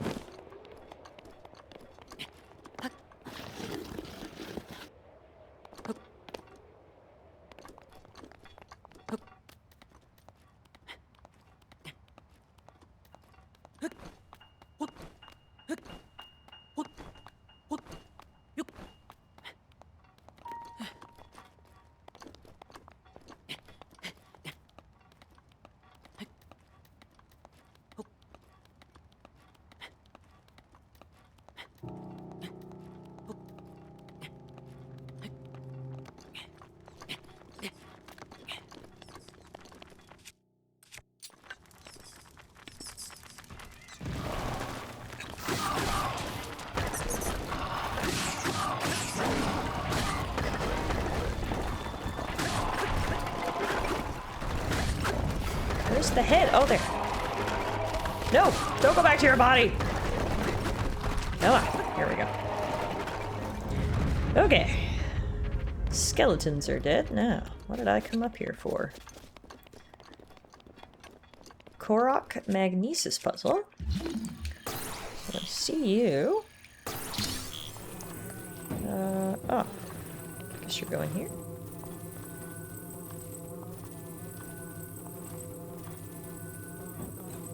Aha! Ba-ba-ba-da. Yaha! Thank you! Alrighty. That's another Korok seed for the collection. Now, let's map out our next route. Muffin is here. Hi, Muff. Hi, babe. Oh, did that meow pick up on the mic? That was a cute one. That was a cute one. Yeah. You gonna help Mommy get some Koroks? Yeah? Okay, where is this indicating? Right here?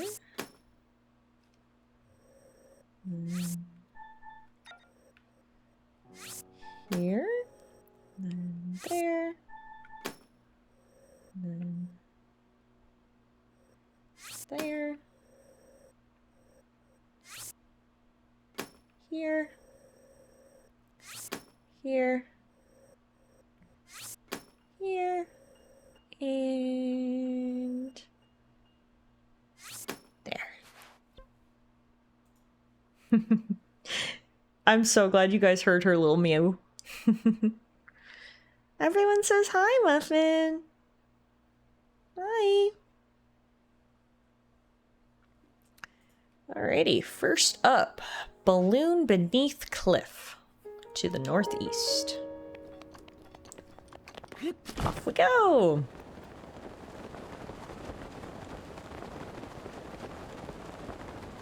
You got the cutest little mews in all the land? Yeah. You got cute little mews. Mommy's girl. Love you.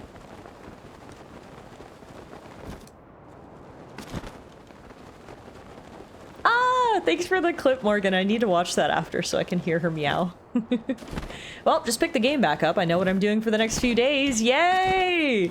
One of us. One of us. Welcome back to Breath of the Wild. Are you gonna do the 100% challenge? Had to clip that one. I love it. Also, she sees the Korok and she is very interested. Look at her face. Oh my god, Muffin loves Koroks, confirmed. Look at her, she's so interested. She is just staring at it. Aww. Do you want to help Mom collect the Koroks? I could really use some help if we're being honest. I could use your assistance if you want to, you know, take over for a little bit. I'm just gonna have some fun with the game as I usually do. Very nice. Hard to argue with that, right? Anyways, gonna head to bed. Love you guys. Have a good night. You too, Morgan. Sweet dreams. Thanks again for stopping by. It's always good to see you. Hope you have a good day at school tomorrow. The kids aren't too mean. Yeah, I hope you get some good sleep. Ow! Stop throwing things at me. I'm just here to get Koroks.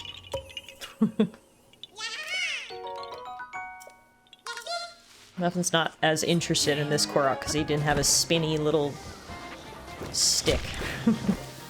She has a preferred type of Korok.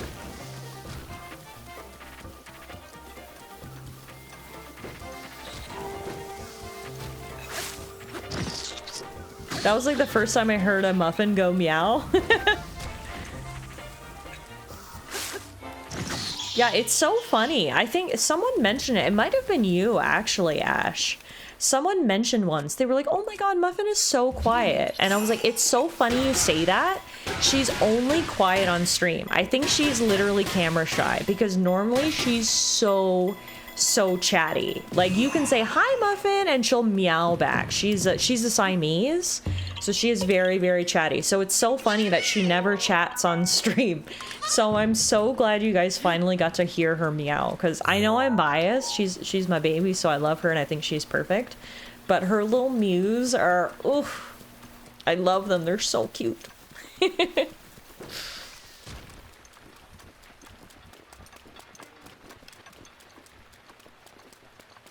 Oh god, Lita and Ophelia never shut the hell up. I love it.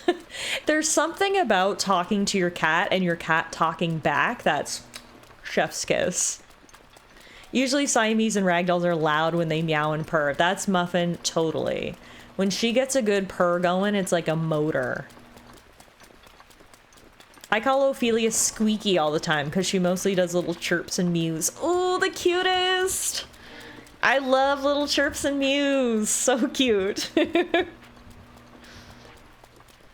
Okay, unfortunately, I think our race, our next Korok, is up on top of this cliff, which I'm not going to be able to climb until the rain stops. So let's pass the time kicking this guy's butt.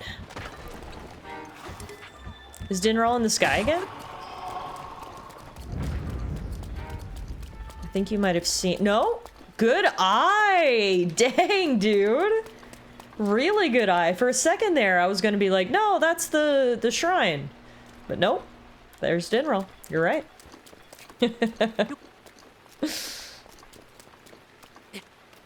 It's cute, except when they're saying feed me like 2 hours early, like my guy does. That's true. The mews are cute until it's 3 a.m. and they're mewing at you for food. But yeah, I think you're right. Din's keeping an eye on me here.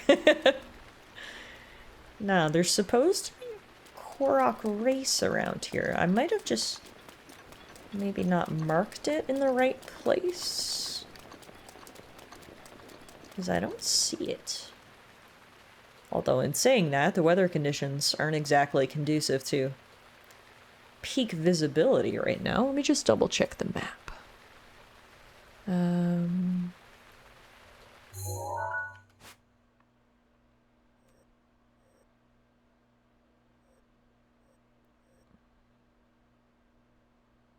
It looks like it's like right here. So like roughly where I had Molly's gale is now ready. Unless it's like down underneath, maybe.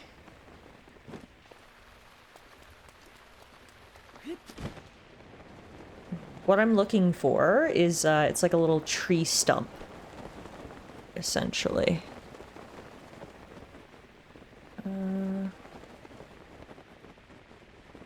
do not see it here.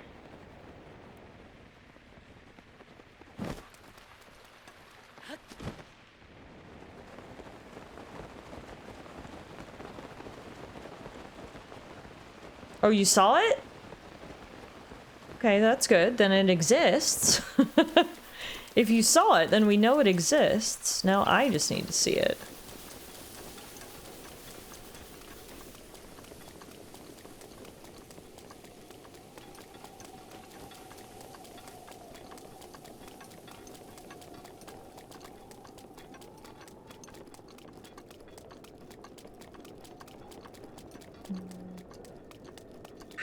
Mifa's grace is ready. Oh, there it is. Ah, perfect.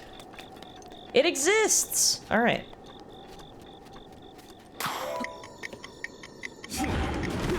Thankfully, we have this to make our life a heck of a lot easier and didn't have to climb up there. Just use our gust of wind, and there's our Korok. Alrighty, perfect. So next up...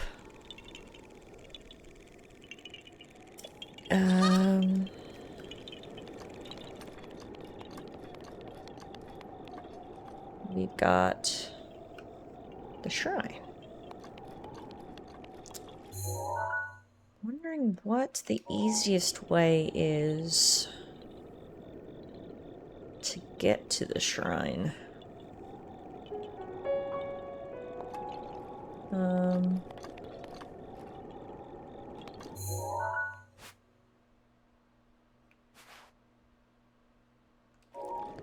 I feel like it might actually be easiest if I go to gut check rock, I come around here, grab these Koroks that are up high, and then we float over to the shrine. I think that might make the most sense. Let's give that a try.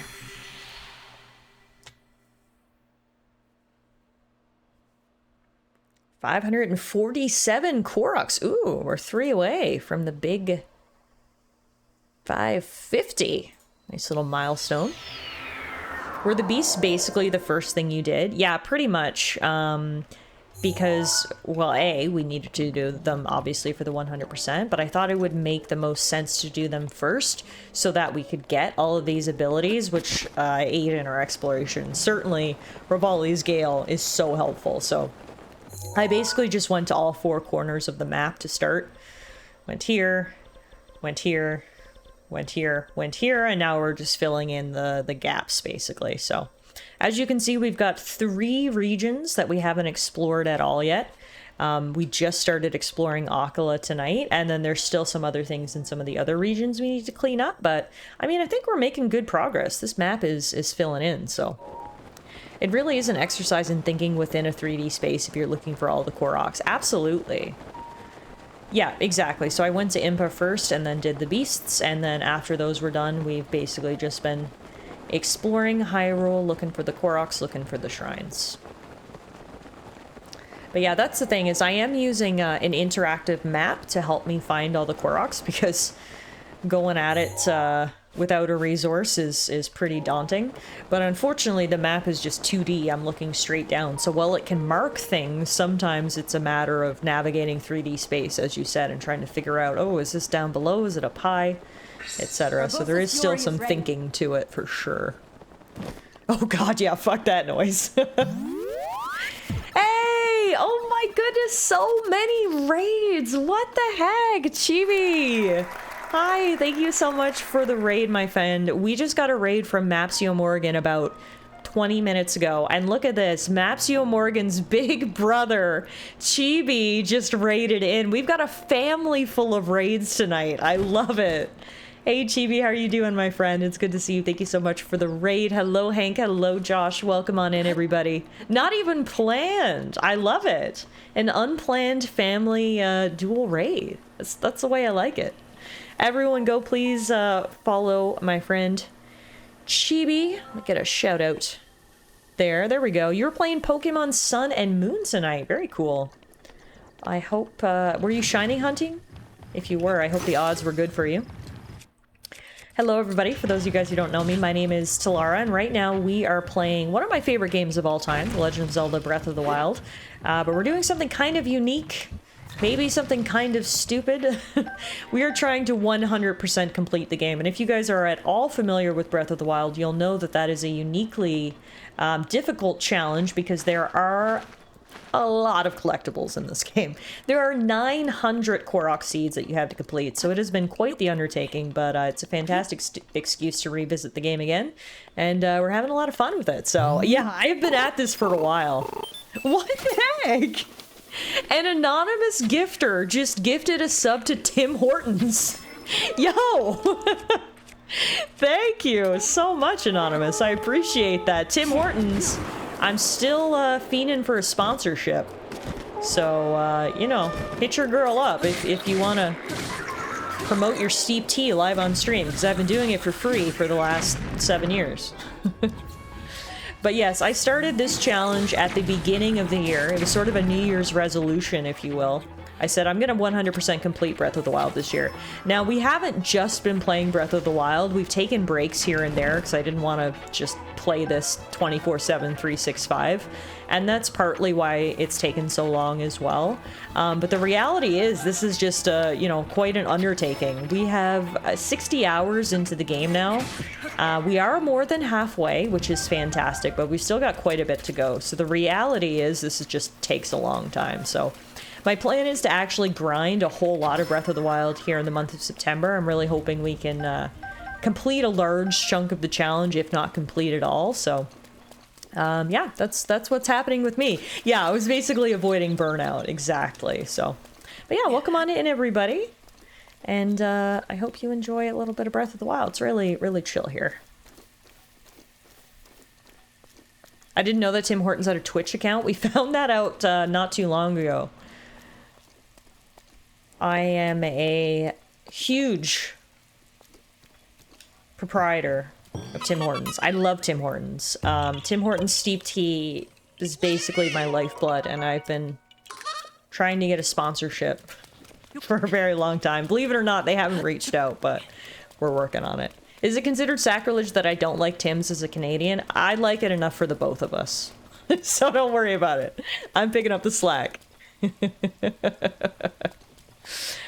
Yes, tonight I debuted my 3DS with a capture card and was SOS hunting for a cue ball. Oh, that's really cool, though, that you got your 3DS set up with a capture card. That's really awesome. Well, I hope you had lots of fun. And yeah, everybody go check out Chibi if you want to see some Pokemon. He's a big shiny hunter when it comes to Pokemon. That's another thing that takes a lot of patience. You think looking for 900 Koroks takes a lot of patience? You know what probably takes more patience? Shiny hunting. So. Also, hi, Karis. I didn't see you come in. Hello.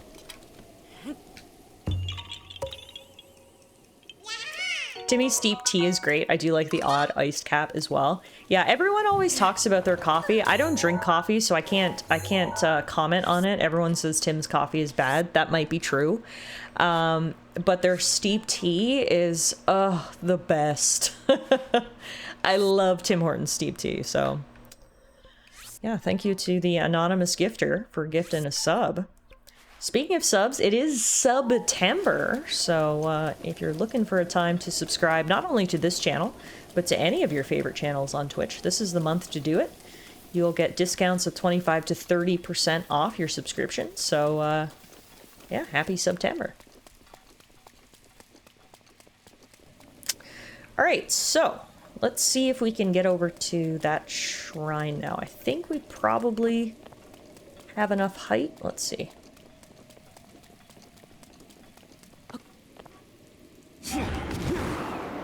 Oh yeah, definitely. Definitely.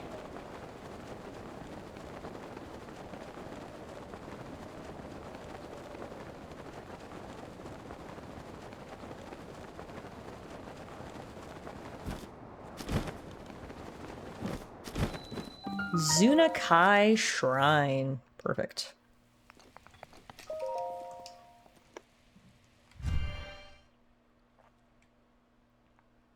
We're at 549 Korok seeds. One more. We're at 550. That's exciting.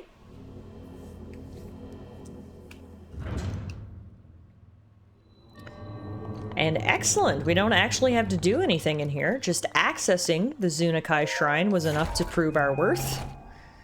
So we will take our spoils. We got a flame blade. Then we will grab our orb and call it a day here. Yeah, we are officially past halfway, which is exciting.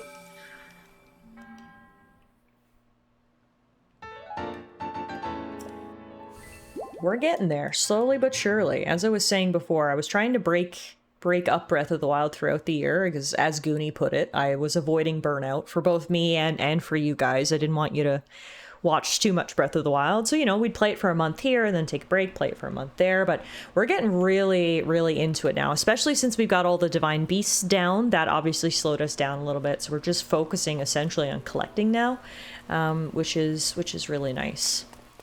So I'm hoping we might finish September by finishing this challenge, but we'll see. I'll look for now as I'm gonna go make a pizza for my dinner and hope to return. Yes, of course. Take care of yourself. Whenever I'm done stream, I always need to immediately go get food because I'm always starving. So no need to apologize. Please go take care of yourself, and thank you again for the raid. Appreciate it. Enjoy your pizza. Imagine dumping all the Korok seeds and your pockets just expand massively. I mean, we traded in as many Korok seeds as we could for inventory expansions. We got to the point where Hestu doesn't even want any more seeds from us, so... Now we're just collecting them for shits and giggles, apparently. Because Hestu doesn't even want them. It's funny, because in all my other playthroughs of Breath of the Wild, I've never really bothered with Korok seeds. Like, I'll collect some here and there, but I've never ever gotten close to collecting all of the Korok seeds. So for some reason, I assumed that you would need all of the Korok seeds to get all of the upgrades, but no, you don't. You only need about half of the available Korok seeds to get all the inventory upgrades. And after that, Hestu's like, yeah, there might be some more out there, I don't know. So you don't get another reward until you get all 900. So the last, like, 450 are essentially useless. The incident remembered as the yahaha saturation. Even Hestu was like, yeah, that's too many seeds, man. That is just way too many seeds. No, he didn't even want any backups for his maracas. He was just like, yeah, that's enough. I got nothing else for you. Leave me alone. Okay, we just did... What are we doing here? Rock beneath slab. Then there should be, roll boulder? Oh, jeez, yeah, I'm standing by the hole. Oh, and I see the boulders over there. Okay, so we'll have to do some rolling. Before we do that, though, there's one right here.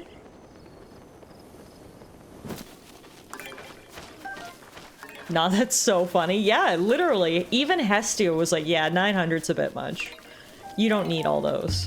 But then I decided to do it anyway, because I'm a psychopath.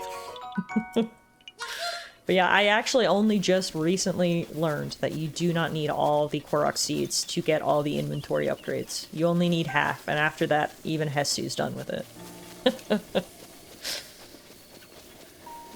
Alrighty, we gotta do some extreme golf up here.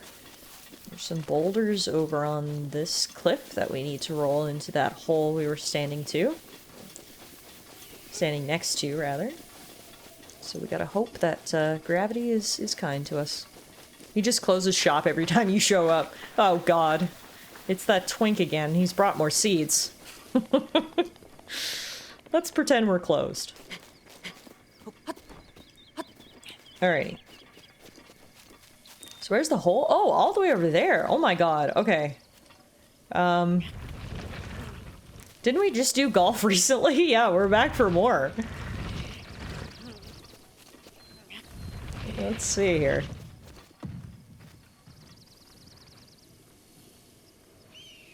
How's it gonna get up that hill? This is not gonna work. Okay, I'm gonna have to physically push it. Normally you can just roll it and like kind of play golf. But they're gonna make me physically push it up the hill, which is easier said than done, because look who's patrolling. This is a blue mane Lionel, one of the strongest enemies in the game. I guess we're gonna fight it? Oh, I might regret this. I very much might regret this.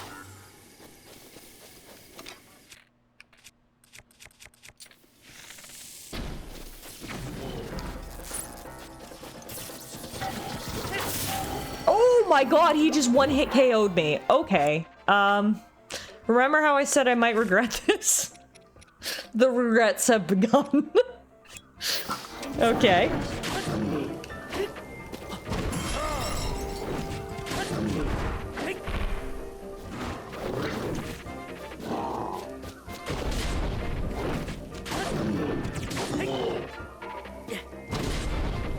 Okay, I already used my one res. I have no food to heal. Mistakes were made. I forgot they can breathe fire. Okay, I'm hitting his butthole. I'm barely doing any damage.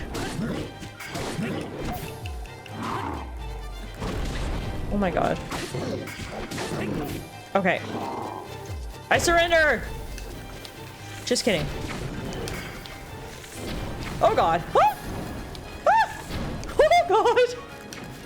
Dude!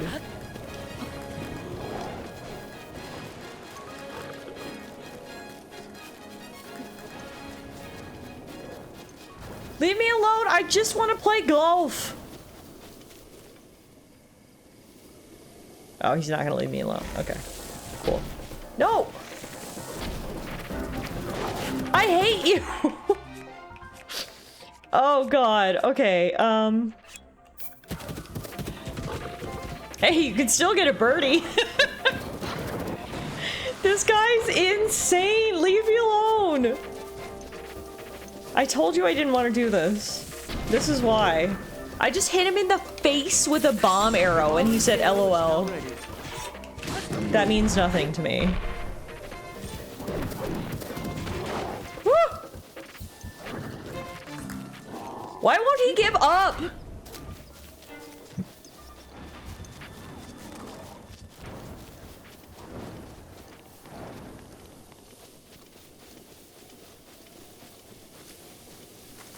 Maybe it's worth luring it away from the rocks. That's not a bad... Oh, he just teleported back. Did you see that? I was just about to say that's not a bad idea, Karis. And he said, nuh-uh. Karis had a good idea. Time to thwart that. And then he teleported. Okay, but we can make this work.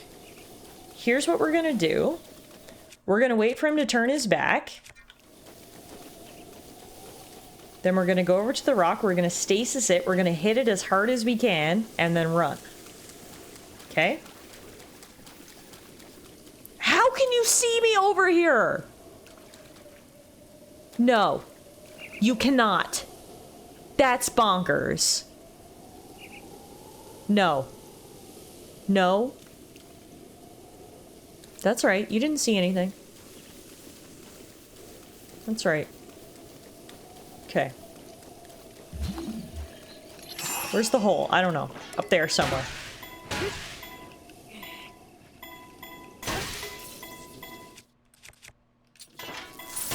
Oh no! He sees me! Oh, and we barely moved the rock! No! Oh my god. Okay. I wish I had more healing items. Then we might be able to fight him. Hey, Bronny, how are you? You arrived just in time.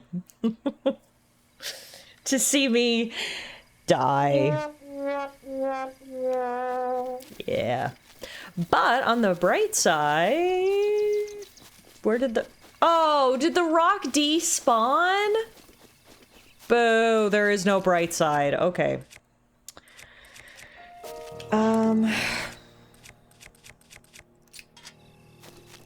The true challenge is not the Korok here. No, not even close. It is this thing. You make a good point, though. If I can time dodge their attack... Ooh, beautiful rainbow! We might be able to beat him.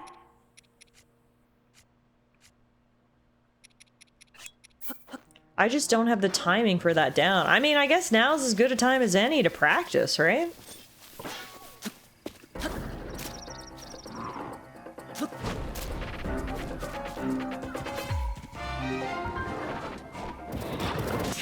Oh.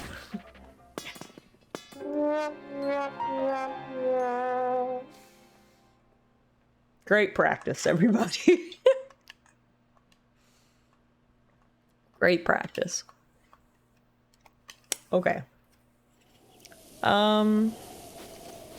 Here's another idea. What if I stasis the rock right up at the very beginning and then hit it with everything I got? How far do you think it'll go?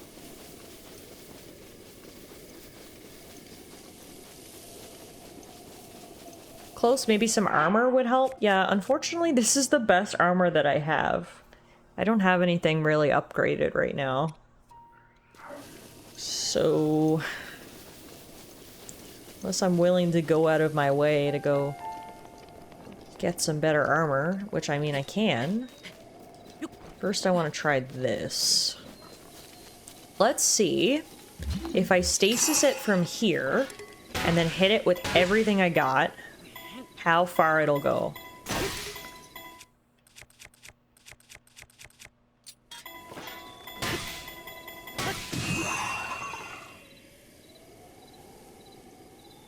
Actually not bad, because if it's over here, it's away from him. Now the issue is if I don't hole-in-one this, it's just gonna roll back down, so...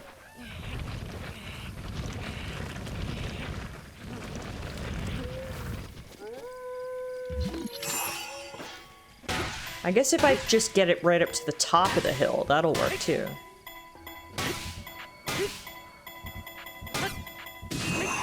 Oh! You've got to be freaking kidding me! The ricochet! Where did it even go? What the heck? Alright, it hit that rock and yeeted itself into next week, so, guess I'll try it again. If only it had conveniently ricocheted and hit that guy in the face. That would have been convenient. But no, she just gone. Okay. Alright, cool. Note to self. Make sure path is clear of trees first. That was freaking... wow.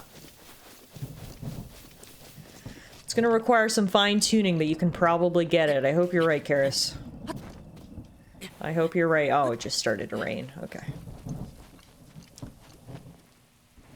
So I kind of like the idea of knocking it into the forest, though. As much as I was mad that it hit a tree, it did keep it away from the Lionel, so believe it or not, I am gonna do that again.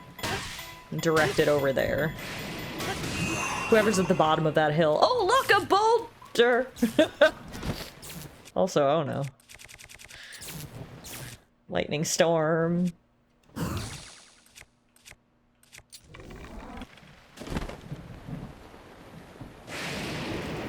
What would have been even funnier is if it ricocheted straight back at you and just smoked your shit.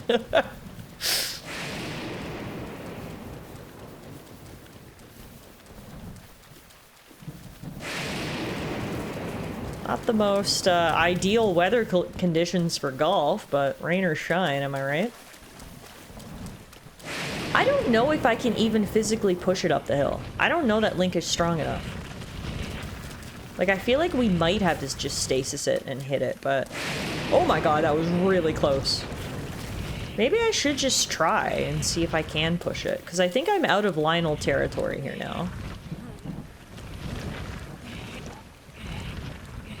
The weather's like, fuck this grass in particular.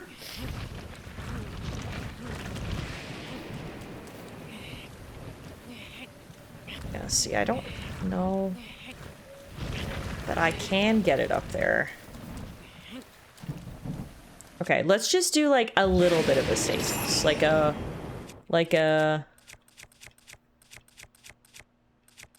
everything I have is metal, isn't it? Like a 1, 2, 3, 4. Okay, okay. Oh no, did it go too far? Where did it go?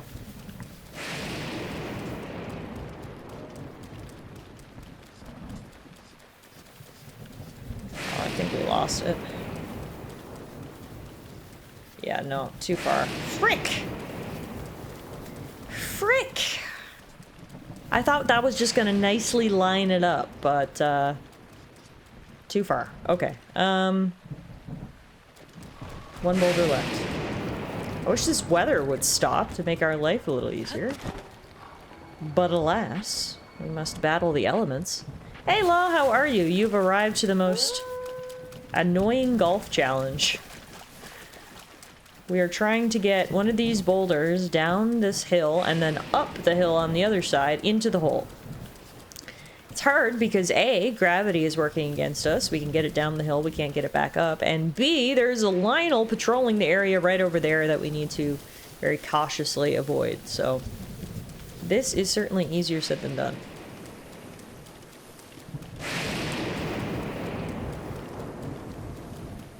Okay, we only got one boulder left before I have to reload this area.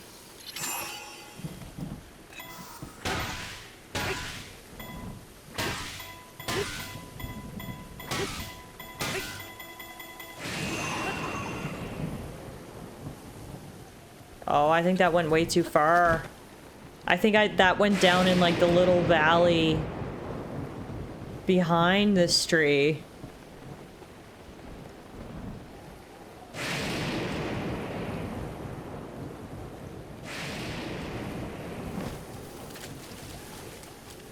Never get the right power on my drive.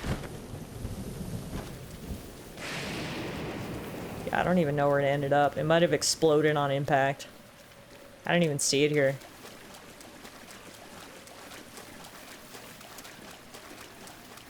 Well, that won't do. Okay,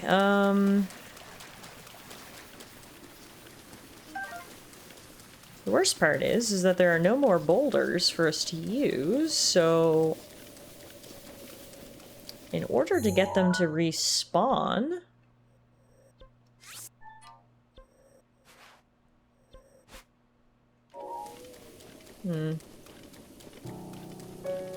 this game's not that old yet, and yet I feel incredibly nostalgic looking at it. I mean, it is 8 years old, which is absolutely crazy. But yeah, I mean, it's such a good game that it really does give me nostalgia even playing it. Because I'm just like, I've had so many good memories playing this game, you know? Okay, I think what probably makes the most sense is to just go up. There's a couple more Koroks up here on the Tumlea Heights, and then the Akkala Research Lab is right here.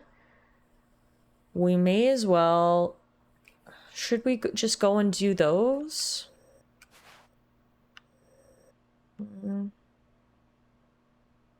No, here's what I'll do. I'll warp back to the shrine in the middle of Skull Lake, fly back over, see if the boulders have respawned. If they have, then we'll continue working on our golf. If they haven't, we'll climb up the mountain and grab some of those other Koroks. Are you playing on the Nintendo Switch too? No, this is still the basic Switch. 8, but the Switch only came out a couple of years ago. Turns to dust.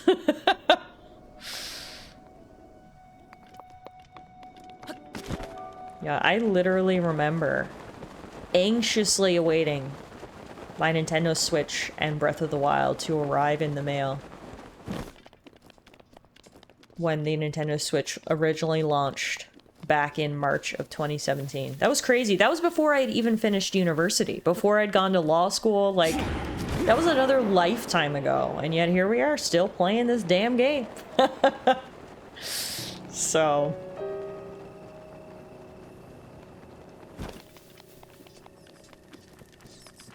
yeah, I guess I shouldn't say this is the base Switch. I actually traded in my launch day Switch and got the Nintendo Switch OLED Tears of the Kingdom version.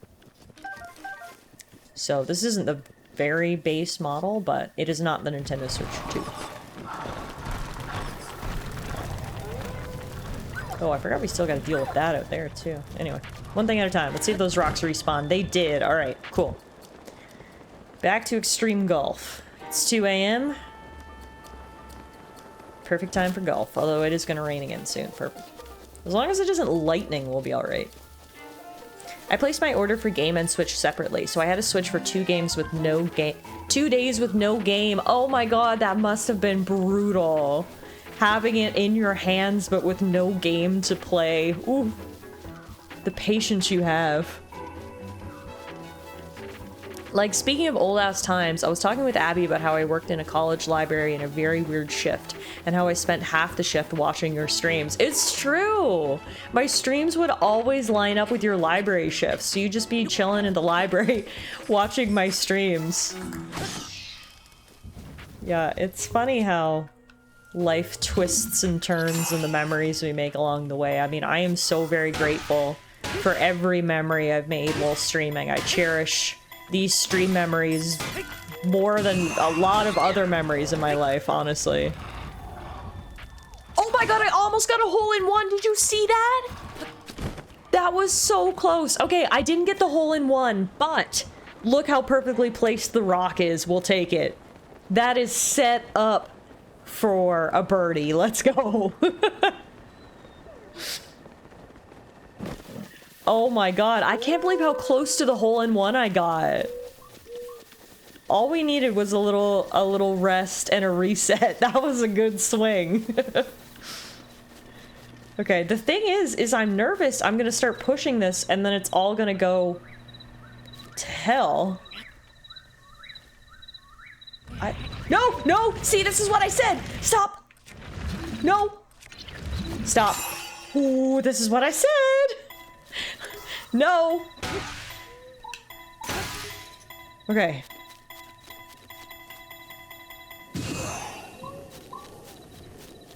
That's fine. No!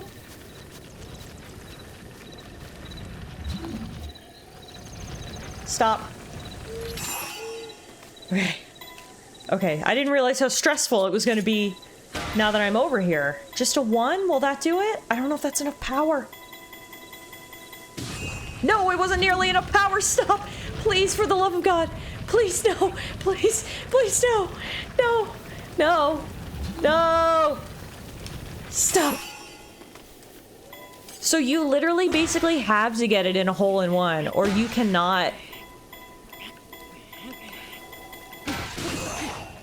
Oh, this is awful. Everything about this is terrible. And I feel like we're getting dangerously close to the Lionel. Okay, I've got to hit it with a lot of power here. Maybe there? This hill sucks. Not enough power again! And then I can't use my stasis right away, so we just have to wait for it to roll back down the hill. Alright, max power. I don't care where it goes, as long as it's not back down this hill. I might regret saying that. Did it go down the other side?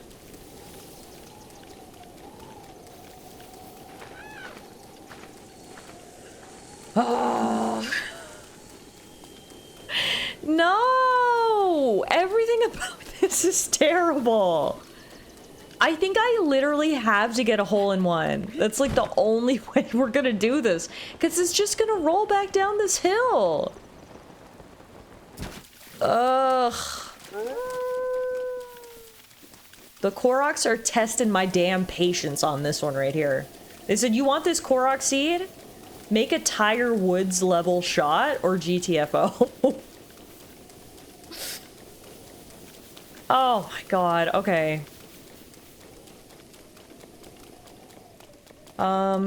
Like, I feel like there's not even really a skill to this. It's just kind of luck-based, which I don't like. Like, there's no way you can line that up perfectly and know exactly how much power you need. This is not a golf sim. It's Breath of the Wild.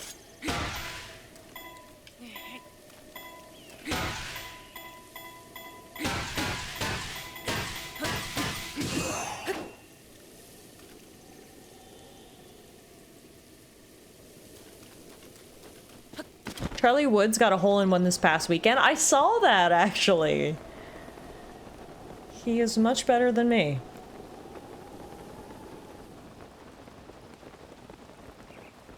Like, this is gonna be a freaking impossible shot. I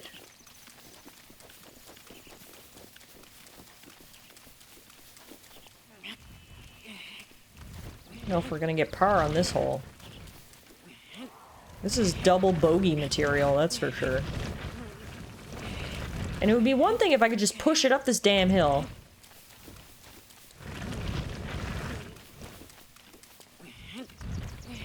But Link is not strong enough.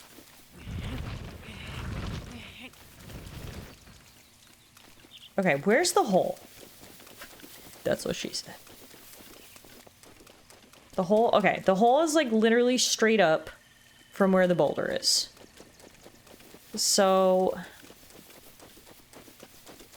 Listen, the fact that he's pushing this boulder at all is impressive. I mean, that's true. God knows Link is like 80 pounds soaking wet, and he's just pushing a whole boulder, so...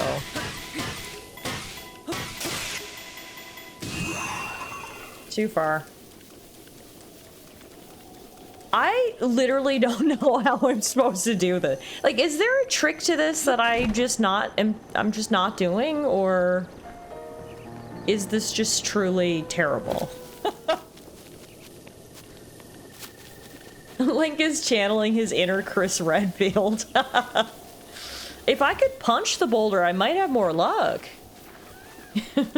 Can I offer some advice? Please do.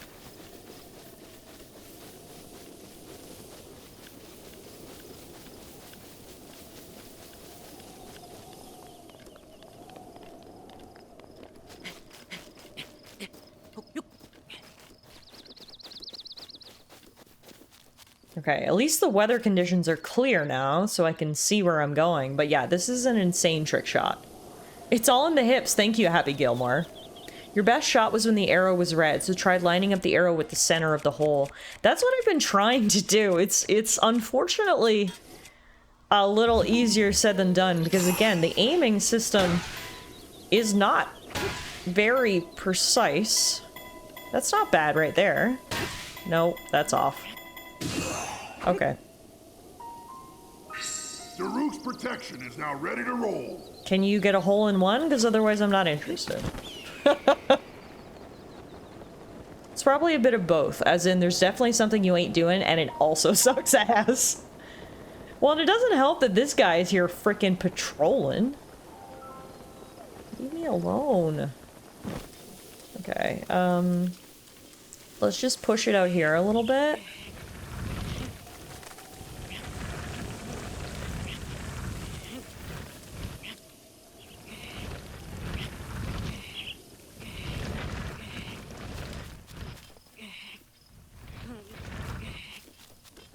Looks like the last part is more or less trial and error. Stay in place and try to see how far it goes and then add one more each time. Yeah, and that would be one thing. The only issue that we have to contend with is obviously it rolls back down the hill each time. Which is tough, because I don't want it to roll too far that we run into that guy either. But yes, you're totally right. That's what we need to do. Well, we won't start off with just one, because we know one is not enough. We know... Going up this hill, it's gonna be like at least 3, maybe? And it's so hard to aim. And you've only got a certain amount of time to get your aim and your power all figured out. Okay. It is gonna feel freaking glorious when we get this. And I'm pretty sure this will be Korok number 450, so... That might be it? Oh, so yes! Let's go!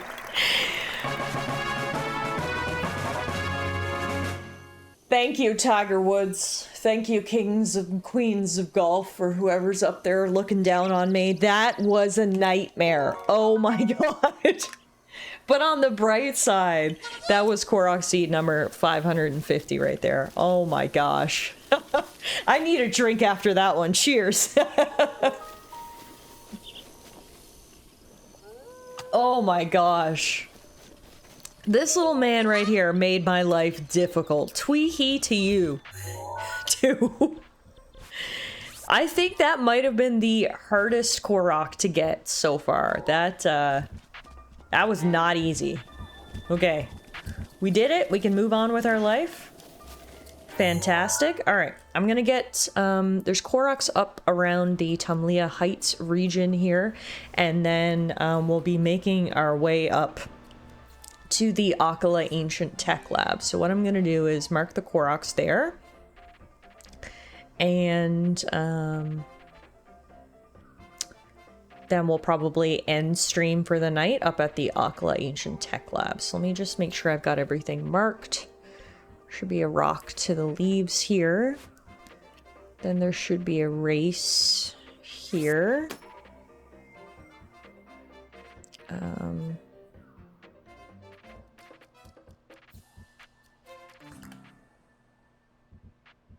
there should be fairy lights actually on top of the tech lab.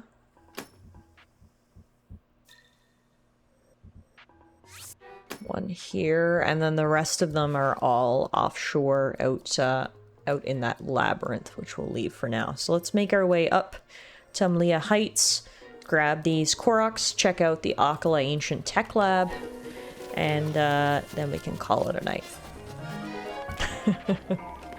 Now you wish you could just throw that boulder back on his head to bonk it. Oh hey, Korok, by the way, slice him in half. Well, hope there are none harder. Can you imagine if there's an even harder golf challenge still awaiting us? I can't even think about it right now. We need to celebrate these victories before we get too far ahead of ourselves. I used all of my collective Golf with Friends experience, and it still took me 20 minutes to complete, so... There you have it. On the bright side, we did manage to do it without having to fight that Lionel, which is a win. Don't jinx it, Tiff. I know, I'm just gonna stop talking, I think. People did get their revenge on the Koroks in Tears of the Kingdom. That's true. I'm sure everyone's seen the images of the Koroks burning at the stake, so revenge did happen. There should be leaves here somewhere.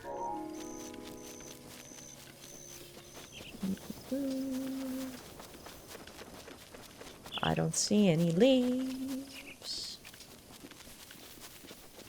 Am I in the right spot?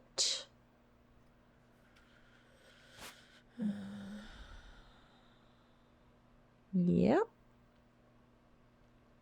Says I am. Oh, here's the leaves. Duh. Okay. Set everything on fire, burn down the forest, all for the sake of one Korok seed. Sorry, Mother Nature. Blame the Koroks, not me.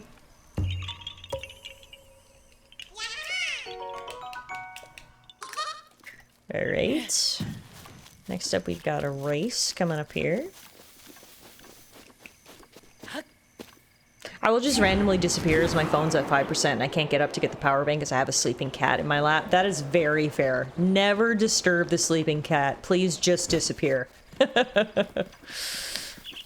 Honestly, I would prefer you just disappear rather than disturb the sleeping kitty. So all good. Now, oh right, I forgot we actually need to bring the flame up to the tech lab, don't we? Well, we'll do that after. First, we're going for our race. Should be right. Can't tell if it's down there or not. Oh, no, it's right here. Okay.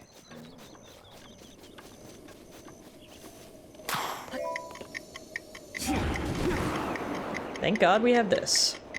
I can watch you on the TV, but no way to chat. Fair. Fair enough. Well, I hope Kitty's enjoying their snooze. Because let's be real, that's the most important thing here. Beep, beep, beep, beep. Everything seems so easy now after the atrocity that was that golfing challenge. Okay, let's grab the couple of Koroks up here, and then we will deliver the flame up to the tech lab.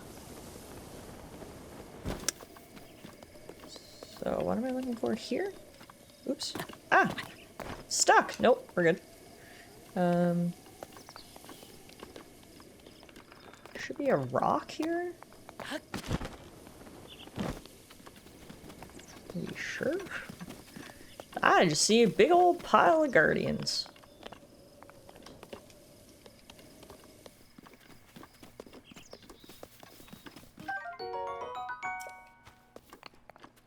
Oh, there it is.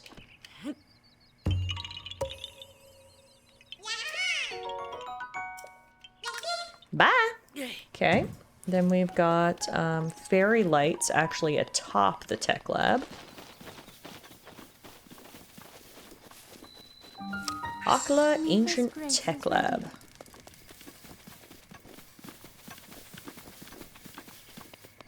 Now, am I gonna need... No, I think I can actually just climb up there if I go in. Let's see.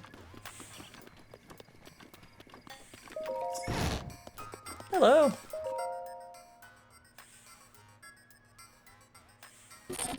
Hi. It's... Hey, you! What are you doing here?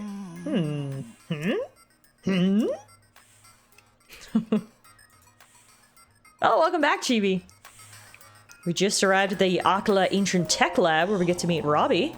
Are you the one called Link? Yes. That's too bad. If you were the legendary Link, there would be something important I need to tell you. But how can I determine with full certainty whether or not you are the true hero? Yes, how indeed? Yes, if you can show me the wounds your body suffered 100 years ago, that should prove you're truly Link. What? You want me to strip? Will this help? Yes, the number of scars on your body, just as I remember. Most seem to have healed, but they do line up with the scars I know you got during the Great Calamity 100 years ago. Yes, I acknowledge you as the real Link, so let us begin again. The old man wants the twink to strip. I am the lead guardian researcher and director of the Akkala Ancient Tech Lab. This is illegal, you know. Nothing to read into there. Dr. Robbie!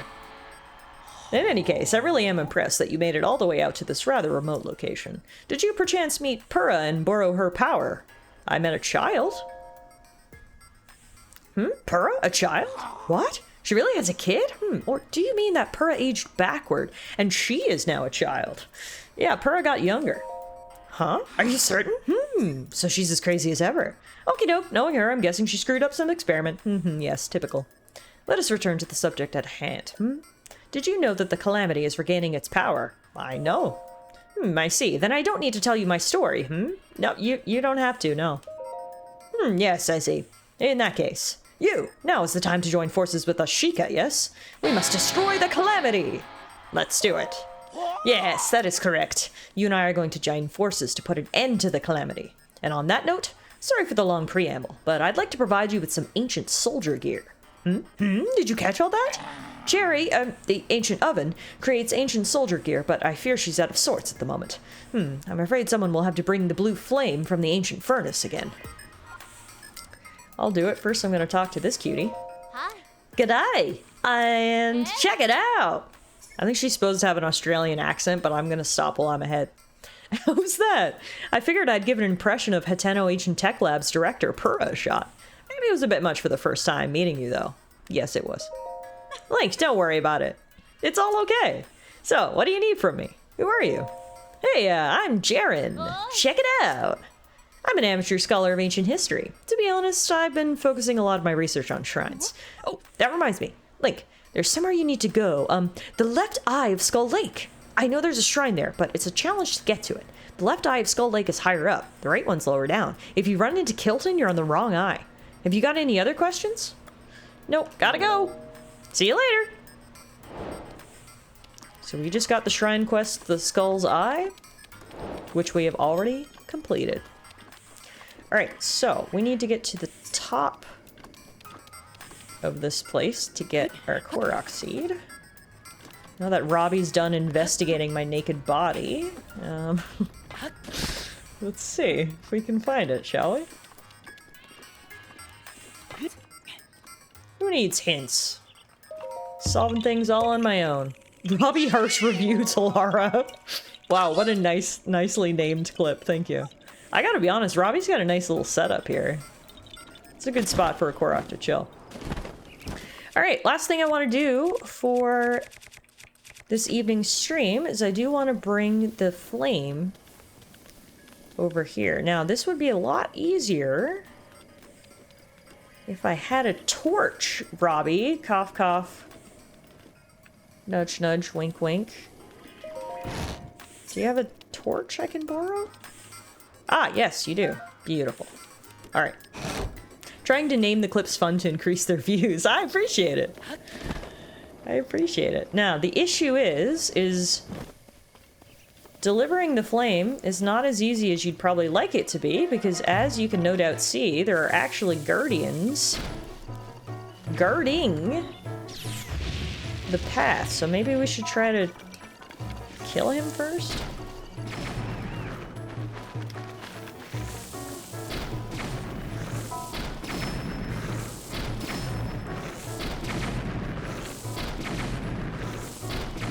Thank God I have an amazing number of bomb arrows.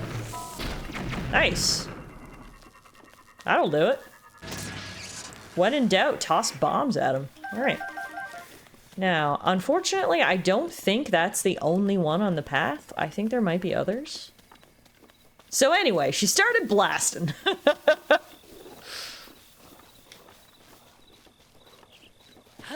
Easy clap. It's nice when things actually go right for once, right? You're at 1%, Goonie? Godspeed, my friend. If you can get the timing right, it's very easy to Katy Perry those. Not the Katy Perry. Yeah, I used to be able to parry, but I don't know the timing of it anymore, so I would have to learn it, and, yeah. I'd rather just do that. Okay, now. There are a shit ton of monsters down here. Including you. Oh, I shouldn't beat him with a torch, should I? Should use an actual weapon. Also, I guess I can put my clothes back on now. Although maybe a naked delivery is where it's at. Yeah, no, never mind. I'm staying nude. I'm sure Robbie would love a naked delivery. Why parry when you can just nuke them from orbit? Yeah, exactly. Way more fun, alright? Alrighty, time to take the naked road trip. Blow people up en route.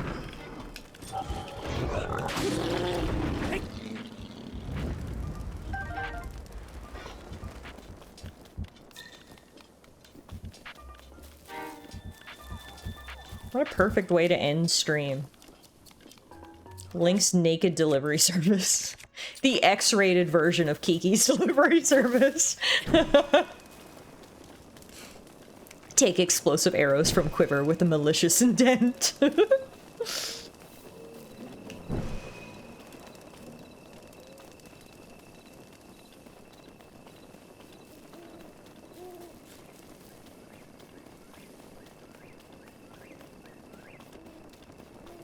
Luckily, there's no rain in the forecast, so that's good. Fire resistance? Damage resistance? Why don't you try resisting these titties? Iconic. Rivali's Gale is now ready. Everyone knows Link's true power is in his titties.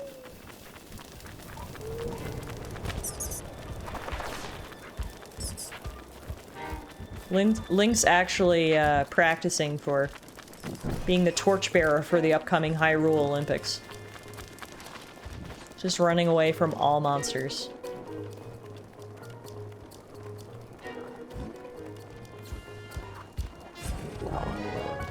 Oh my god, I did not realize how many monsters were here! Thank god my dead girlfriend came back to bring me back to life. Thank god, that could have gone very poorly.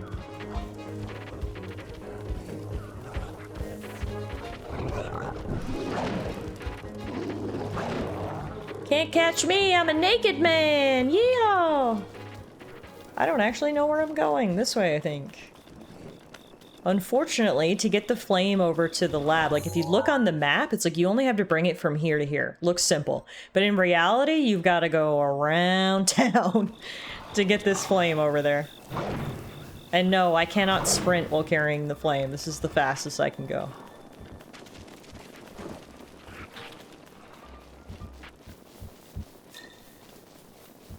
Me. This place looks familiar. Also me. Notices boulders. Gets PTSD. We haven't come across any of those little braziers in a while, which makes me think we're not going the right way, but this should still work as long as no one interrupts my flame. God knows there's going to be someone waiting to do just that. But for now, all's good. Oh, there's another brazier. Okay, this works. The braziers basically act as checkpoints, because if for any reason I lose my flame, someone hits me, I drop the torch, it starts to rain, then we don't need to go all the way back to the source, we can just pick it up from there. So that's why it's kind of important to light those if you can.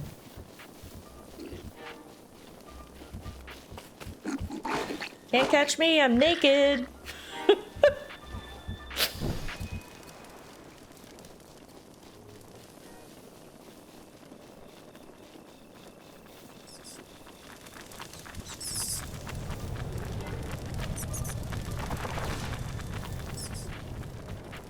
Just lighting everything on fire in their wake. I'm inadvertently causing a forest fire. Oh god! Oh! Link, just keep the flame lit! Yes! Yes! Oh my god! I have no idea how the flame is still lit. I ragdolled down the hill. But folks, both me and the flame are still alive. Somehow. Okay. Keep going.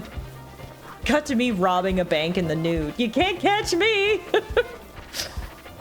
Oh my god, his big nose is so close.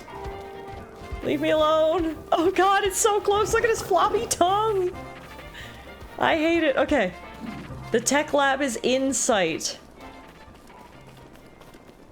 I just can't believe Link kept the torch lit as he was ragdolling through the grass. That was... I'm honestly very impressed with Link right now.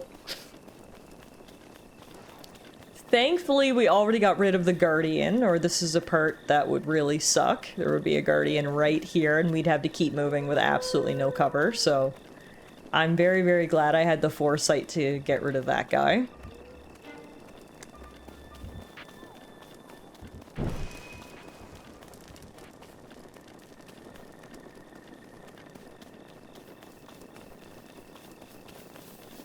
It's a beautiful night for running naked through the woods. Final one! Yay! We did it! So now we can fast travel. The Akkala Ancient Tech Lab has been added to your map as a travel gate. And now we can go talk to my guy Robbie again. Ew, Link, listen up, My darling Cherry is back to normal. Such is the power of love. My love made Cherry well again. Well, conveniently, the furnace is also lit.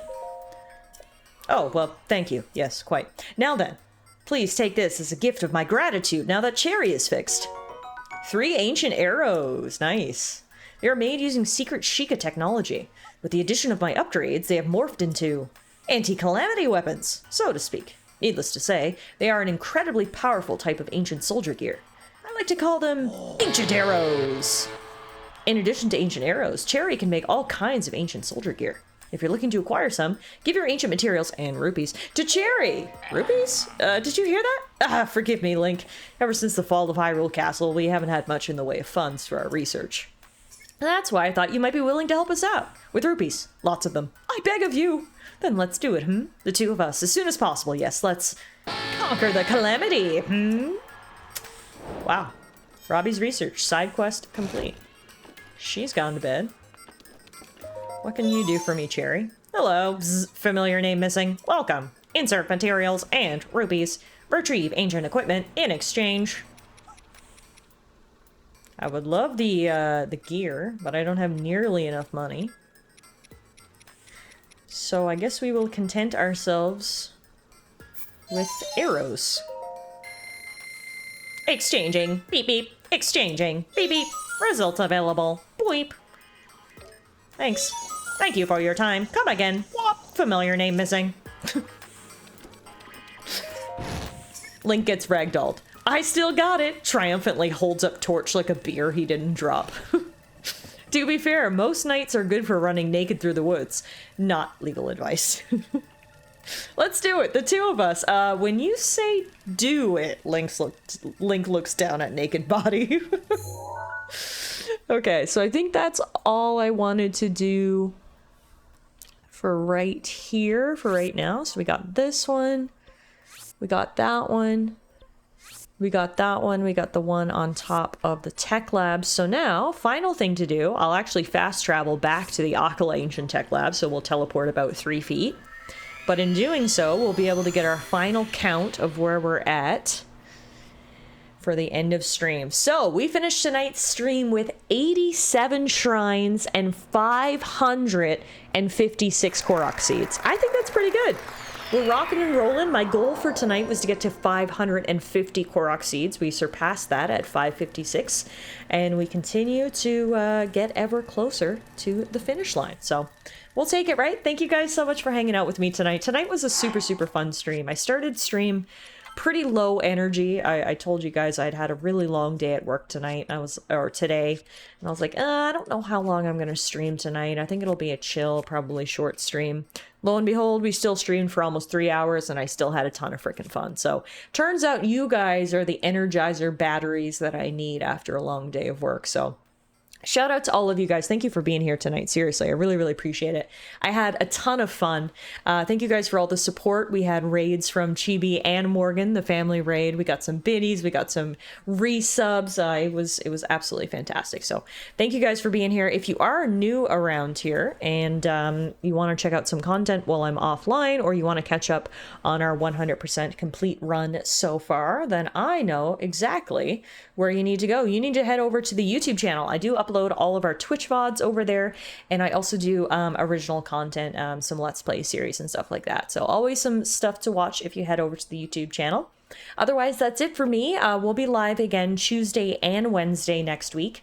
Basically, our stream schedule for the month of September is going to be Tuesday and Wednesday nights. I usually get started around 6 p.m. my time, which is 6 p.m. Mountain, which is 8 p.m. Eastern, which is, I don't know what it is in your time zone. You'll have to convert it. So I'll be off now for the rest of the weekend, but hopefully I will see you guys again next week. As I mentioned, we're going to be playing basically Breath of the Wild for the rest of the month. We are going to do a community day towards the end of the month like we always do, but essentially I'm going to be grinding a lot of Breath of the Wild for the rest of the month. So hopefully you liked what you saw tonight enough that you'll want to come back and watch some more. Hopefully there will be less golf involved in future streams.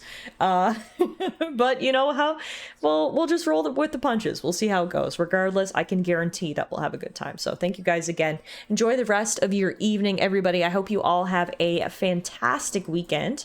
And like I said, I will be back on Tuesday for some more Breath of the Wild. So I'll see you guys then. Thanks again for watching, and I will see everybody again soon.